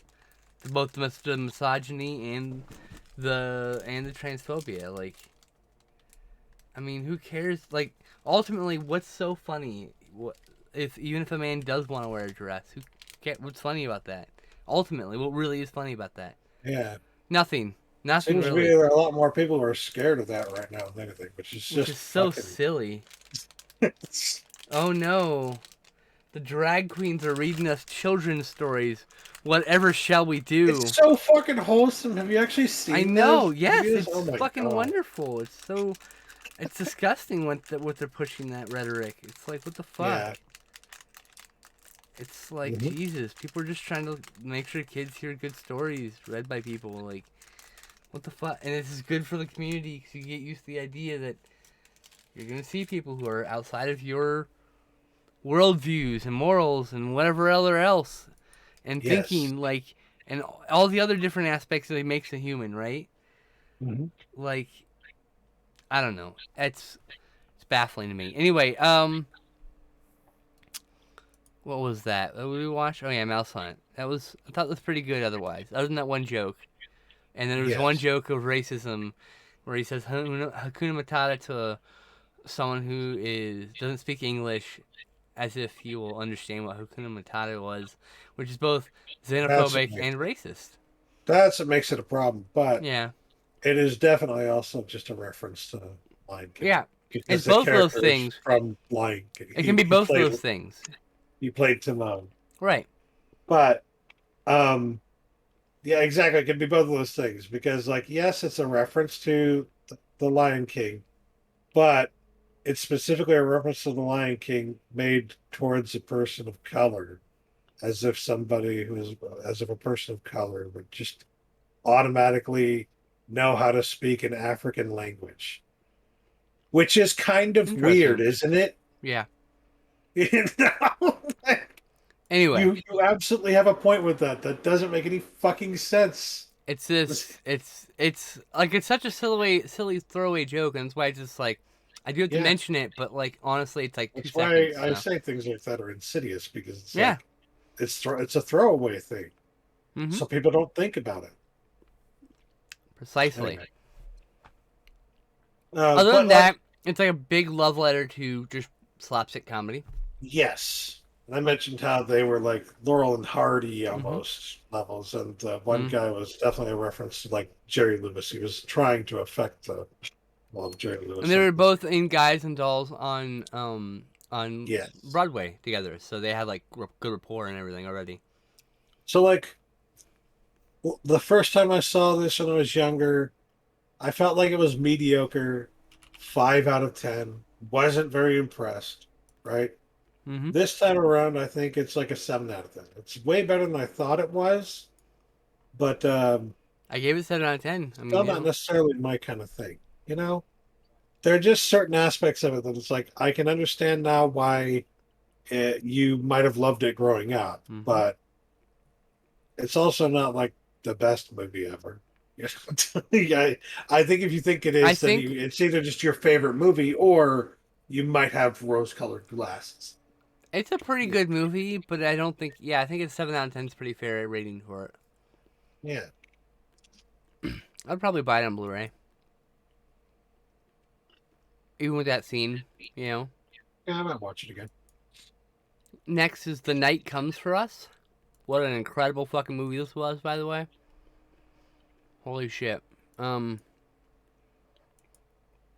It's a crime saga about about this assassin who's part of a group called the Six Seven C's, Six C's, what are they called? And yeah, Six C's. and he spares the girls during a massacre, and then now he's a target. It's Iko Uwais is this like just this incredible force. Like I don't know how to describe it. These movies. If you've seen the Raid movies and you like them, we're about to talk about those too. It almost feels like a samurai film in a way. In a way, yeah. The way the story Those unfolds. Yakuza films, right? Like, Yeah. with like honor and it deals with the triads, and I don't know. This is an uber violent, and I mean uber violent. I mean, action film. listen, and I'm going to have to watch this movie multiple times, Mm-hmm. and I have no problem with that because it's fucking crazy balls to the wall kind of shit, and it's fun to watch. But Mm-hmm. I'm going to have to watch it multiple times just to fucking understand what's going on in the plot of it all, because there's very I felt like there's very little to go on. Like I'm just struggling to understand everything that's happening in between all this fucking extreme violence everywhere. Yes, the plot is And I feel like the strung extreme together. violence Yeah. is like maybe it's that the extreme violence is like fucking shocking me so much that I'm completely forgetting what the story is that's happening around this. Mhm. But yeah, extremely violent, shockingly good choreography, like incredibly good choreography. Mhm. Oh my god. I would liken this to mid-career Jackie Chan, in the sense that, like, the character takes damage, Intense acknowledges control. he's just a human, and like, still somehow perseveres. It's like the best parts of Jackie Chan's like repertoire, but it's ultra violent instead of comedic. But with a lot more blood and gore and stuff like that. Yeah. Mm-hmm. But just like Jackie Chan, these fight scenes are like very thoughtfully strung together and well shot. You can clearly see what the fuck's happening. There's not a million cuts for the fight scenes. So Yes. Extremely well choreographed, and Mhm. like the best way to describe these movies that what his name's Iwo what Ika Uwais, Ika Uwais. which I'm Okay. sure I'm not saying right either, but you know, Um, try him. but the best way I think to describe the action in these movies that he does is that it feels like it hurts. You're watching this happen and you're just like, oh, that fucking looks like it hurt. God Yeah. damn. And the actor who performed that stunt in most cases probably did get hurt, you know? Yeah. So- It's an impressive Yeah. filmmaking though. It's just so Yeah. good. It is literally, as Justin said, it's kind of like thinly strung together plot to hold up all these cool action sequences, and it's worth the ride though. Oh, yeah. Like Fucking insane. This movie was I just gave it a 9 out of insane. 10. Like I had to. It's just incredible. I can't believe I can't remember if I gave it a 7 or an 8 out of 10, but I didn't like it as much as you did Hmm. because of the fact that I couldn't understand the plot. But I also said at the same time that, like, wow, clearly I need to see this again so that I can understand the plot better. Oh, I missed the raid in here because I didn't log in on this list again because we watched it way at the beginning of this list. That's why. Okay. Oh, well, we did Um, watch the movie. Next, we did the raid and the raid 2. It was like Saturday and a Sunday. Sorry. I gave the raid an 8 out of 10. I give the raid 2 a 9 out of 10. Oh yeah, there was so much about the Raid 2 that was, I think, in a lot of ways better than the Raid. Now the Raid, it it's a different kind of movie almost. Not even almost. I think entirely because it's a it's a siege film, right? You know, The first movie is a siege film, yeah. The Yeah. second film is more a crime drama. Yeah, exactly. It's taking place in a variety of different locations. The story is all, going all over the place. But what I liked about the second one is that, like, the plot was extremely well thought out. It was Yeah. just a really good story too. Like everything that happens, it was just fantastic. I remember Um, you gushing about this, so, you know. yes. Um, because like I don't not necessarily you can relate to the characters, but like you can understand what's driving them, right? Right. And that says something for an action film, a movie that's all about or mostly about the fighting sequences, right? For that kind of a movie for it to have a very, very strong plot and a very strong script in general is not very common. In this case, it just was really Pretty rare, fucking weird. to be fair. Yeah. And I'm like, I remember thinking, wait, did people not like this one as much as the first one? Because It's long, that's why. it's actually better. It is better, but it's also an hour longer of a movie. Yeah. Well, that's what happens when you put a plot in these. I know, right? But I think the Raid 2 outdoes the Raid 1 every conceivable way with the fight scenes, too. Like, and that's not to say anything bad about the Raid One. Not at It's all. just like, you know, it's a good sequel. maybe they don't know if the Raid One is going to do that well. Then it takes off, Mhm. and like they get more of a budget for the second movie. And they're just like, we're going to really go for it this one, you know. And they did. And the first movie is supposed to take place in a prison, and they're supposed to fight their way up. But they had to change things to the budget, and so then it became an apartment complex and a few stories. And then they decided, since they got to do the Raid 2, they were going to do a prison movie, so they did, at least partially, a prison movie.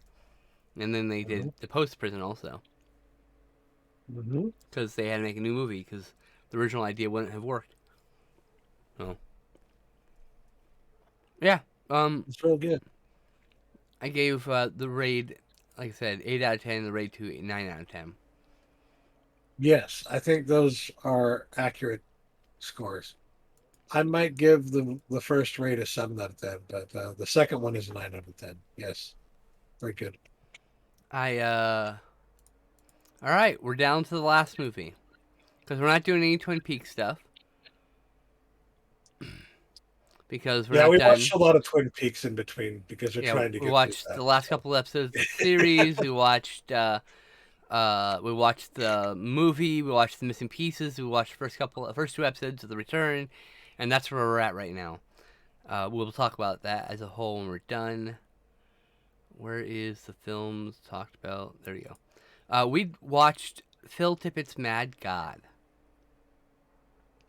which I described as Alex Jones's nightmares come to life in stop motion animation. It's weird. It's just fucking. Oh my! How do you even begin to describe this? This is what I wrote at the time. Movie. What an incredible film! A piece of nihilistic, apocalyptic art.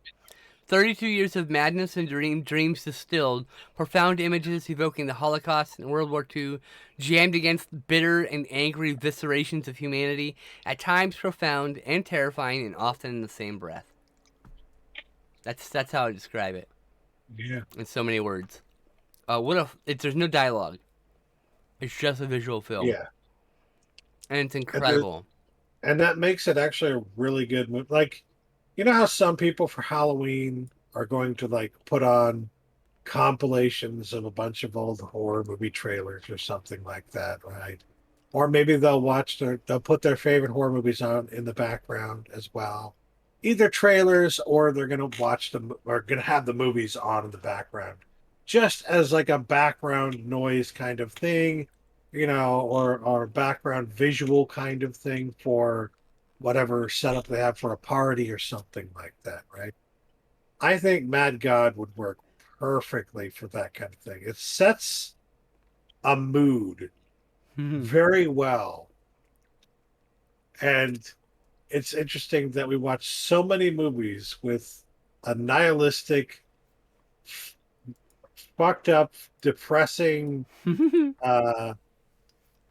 almost hellish view of the world. You know, Almost like we live in that world right now.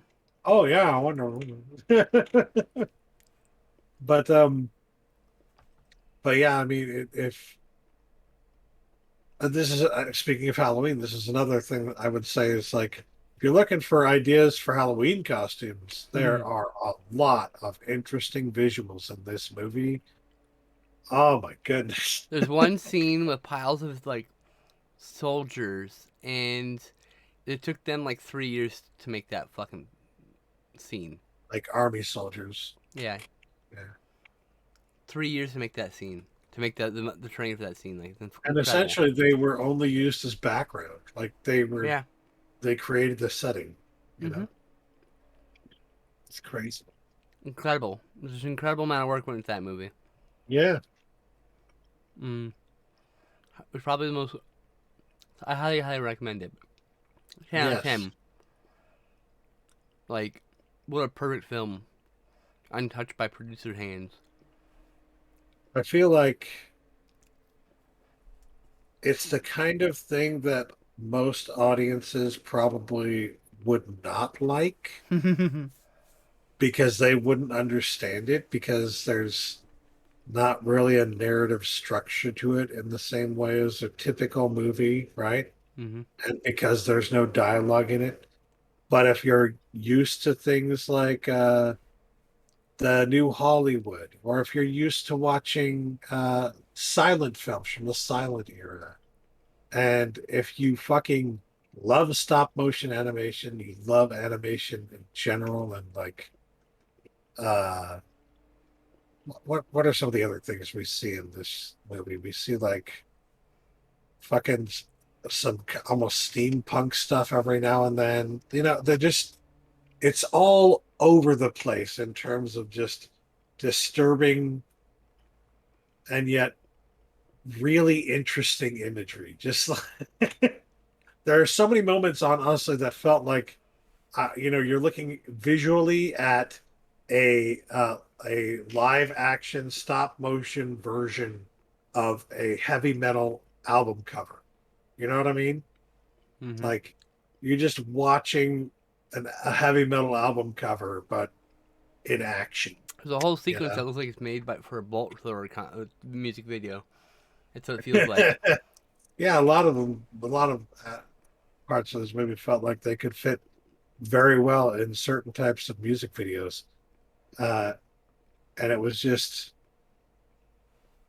oh, there were also, as I was watching throughout, I couldn't help but feel like I would love to see Phil Tippett do a fucking video game because I could see like you're playing one of this stop motion character wandering through these things, kind of like in a game like Inside or in Little Nightmares or whatever, but it's stop motion animated by Phil Tippett. Imagine that. Just Meanwhile, imagine while that. we were watching the movie, I was like, I never thought I'd say this, but I think I found the perfect director for Oddworld Odds Yes. Oddworld Abe's Odyssey.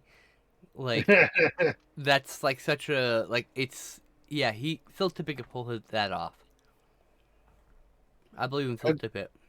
throughout the movie, you also see little things here and there that are like from throughout his career. Mm-hmm. At the very early in the movie, you see in the background of like a junkyard a bunch of old Ed 209s from RoboCop Ed 209. and a RoboCop, in fact. Yeah, it was just a RoboCop torso, film. just a torso Yeah. with no hand, and no head of RoboCop. There's Robbie the Robot, and apparently there's some R2 droid stuff in there also. So like, Yeah. there's a lot of stuff in the movie that it's like part of it feels like did he just use these because he had them in a closet somewhere and it was cheaper than trying to create something else, or did he use them specifically to be a reference, or a little of both? And it probably was know. just a little of both. I want this movie on Blu-ray. I need to watch it like 10 more times. Yeah. Yeah. It's a visual feast for the eyes. It's so It's an hard to experience. describe. There's no story. There is a story. It's a journey. The story is life, and like in general, and the slow descent into chaos and fascism. And in a way, it's about Phil Tippett's life. And It's there are so interesting. many. Well, I They're think this like- is the closest we can ever get to like sublime art, right? Because it's literally just a bunch of artists who want to make art for no other reason to make art. There's no money-making goal here. They just wanted to make a piece of art that people wanted to see, and I think it's close you can get to like sublime art, you know. Yeah, true. It's pretty close to it, I would say, for sure. It's not perfect because Some people would disagree, but I don't care. it's not entirely perfect because there was a Kickstarter to get it finished, and also a streaming service is how you have to see it and to pay money to see that. So in a way, it lacks the availability of being free, so it can't actually be fully sublime art, right? Like once it's locked away. Well, I don't know. The point of the concept of the sublime is that it was specifically that it was not made with a profit in the sentence. Exactly, is my point. So it can't also be put on a platform that needs to make a profit. You know what I mean? That's why I'm saying Yeah, but that's what's preventing it from being actually true. Well, but what I'm saying sublime is art. that like he didn't make it at the time that he made it in the past 20 to 30 years, like with the idea that I'm someday going to put this out on a streaming service or that I'm Right. someday going to release this in a theater. Gotcha. You know, it was made in some cases, like you mentioned, to like it's film students would work on the film just to get experience Yeah. on what it's like to work in a film. And he And would do that it after was the whole working. point of some Yeah. of those scenes, probably, you know, He was worked on that. just to give people experience. He worked on it after doing like his normal job, whatever, like his effects work job. He would come and then do that movie and like animate more of it. And it's like the fact that Phil Tippett animated the first half of this movie by himself, 100% by himself. The first 40 minutes are all hand animated by him.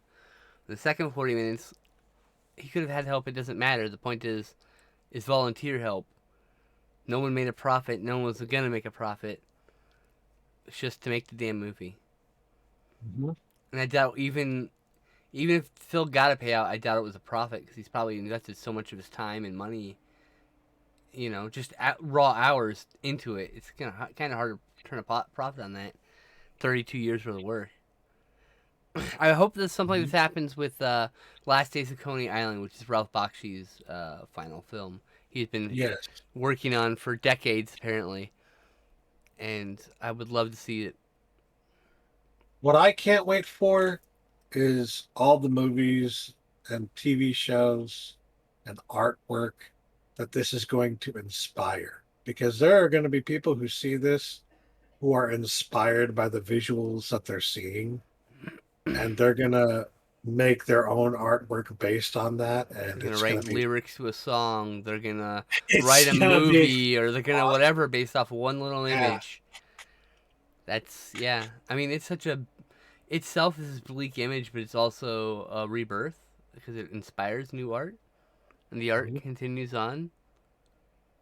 So, while we keep watching a lot of destructive art, self-destructive art, or nihilistic art, it still inspires in a way, right? So it's kind of fascinating. That's the good thing about art is even if it's extremely destructive, or the message of it is extremely destructive or nihilistic, it's like it's still potentially going to inspire somebody to create even more art. Or to make a counterpoint, if it's like some piece of hopeless art, maybe we're like, well, I don't see the world like that, and then they make a counterpiece, an art that is the mirror of this, Mhm. Like that's the other thing that happens with art. Some people are like, I don't like the way you did that. I can do this better. And, Do it's it. like, yeah, exactly. Bring it. I love it. But yeah, Mad God is a movie that when we were done watching, I thought about for days. I still think about. I'm going to think about it for a while. There's some images in that movie that will never leave me. They're just burned in my retinas. When I close my eyes, I can conjure them up on will. Like there's beauty and horror in the same frame in every corner of this fucking movie. Yeah. I give it a 10 There are out of so many 10. characters that like the most disturbing thing to me was like all the characters that were very like things would happen to them and they just literally get destroyed, literally get killed. And it was as if they didn't give a fuck in the first place. Like Yeah. they were just fucking going about their days and doing whatever the toiling they needed to do, and they die, and it's almost as if they're like, well, thank God that's over. Like they're just they almost come across as merciful Yeah. that their toiling is over. That's how dark the vision of this movie is. And it's really disturbing. It's going to be disturbing for a lot of people, but like if you're in the right mindset and you fucking love incredible artwork, then you're going to love this movie. I think I gave it like a 9 out of 10. I don't think it's perfect, It's perfect. but I do think it's excellent. It's perfect. There's not a And- single ounce of I recall saying that like interference in the art. It's perfect. that I would say that this deserves an award, but that would imply that any of the award shows are worth any salt in the first place, and they're not. So, Would I like them to get an Like, Academy I- Award for animated features? Yes. Will they be at Yes. Disney? Probably not. even if they did, it'd be like this. Just feels like they're doing this to give Phil Tippett an award. You know, it's just Right? Just give them a fucking lifetime achievement already. Like, yeah. the fuck? He's And even earned that it. just kind of feels weird though to me because the same way that it Look, feels. the one thing I do weird agree that- with is I like the lifetime achievement because it's saying you've put a lifetime of work into this industry and we're thanking you for that. That's like the one award I think is genuine and honest in that whole fucking Yeah. thing. Everything else is all back pattery, but that's Yes. honestly almost always an award that goes to someone who's actually deserved it. Almost It's always. it's the things that like the award they gave to Ennio Morricone that feel weird because it's like you should have given Ennio Morricone an award well before this, Right. But But he the didn't get fuck? recognition because he was what, Yeah. Italian? Like, okay. Yeah. So Like, whatever. yeah, that's what makes it feel kind of weird to me. Like, well, if they just gave him an award for this movie now, for the movie specifically, it would be like they're just, back pattery. They're giving him a pat on the back Yeah. for. It's just like, that's great, but I think instead, like you said, it would be much better if they gave him a lifetime achievement award because Yeah. it's like, yeah, he deserves to be recognized for much more than. For his Just hard this work one on movie. fucking RoboCop, on fucking Jurassic Park, on Mm-hmm. Jurassic Park. He didn't get an Academy Award on Jurassic Park. Like, think about that. Like, that's when he should have been like, come on. I think Stan Winston got an award for that, but what about Phil Tippett? He may have actually gotten an award for that. But my point is, it's like that there are movies he's actually done the fucking hard work on and not gotten recognition. Effects have always been fucked over by the Academy. Yeah. So, but yeah, I think that movie is excellent, and I highly recommend Mad God to nearly anybody. Nearly anybody. Just be in the right frame of mind, because otherwise you're gonna be extremely depressed at the end of it. Yes. Thank you everybody for joining us. I'm shocked we got through that in 2 hours and some change instead of 3 hours, like I thought it would be. I hope you all have a lovely 2 weeks, and we'll see you hopefully then. Bye everybody.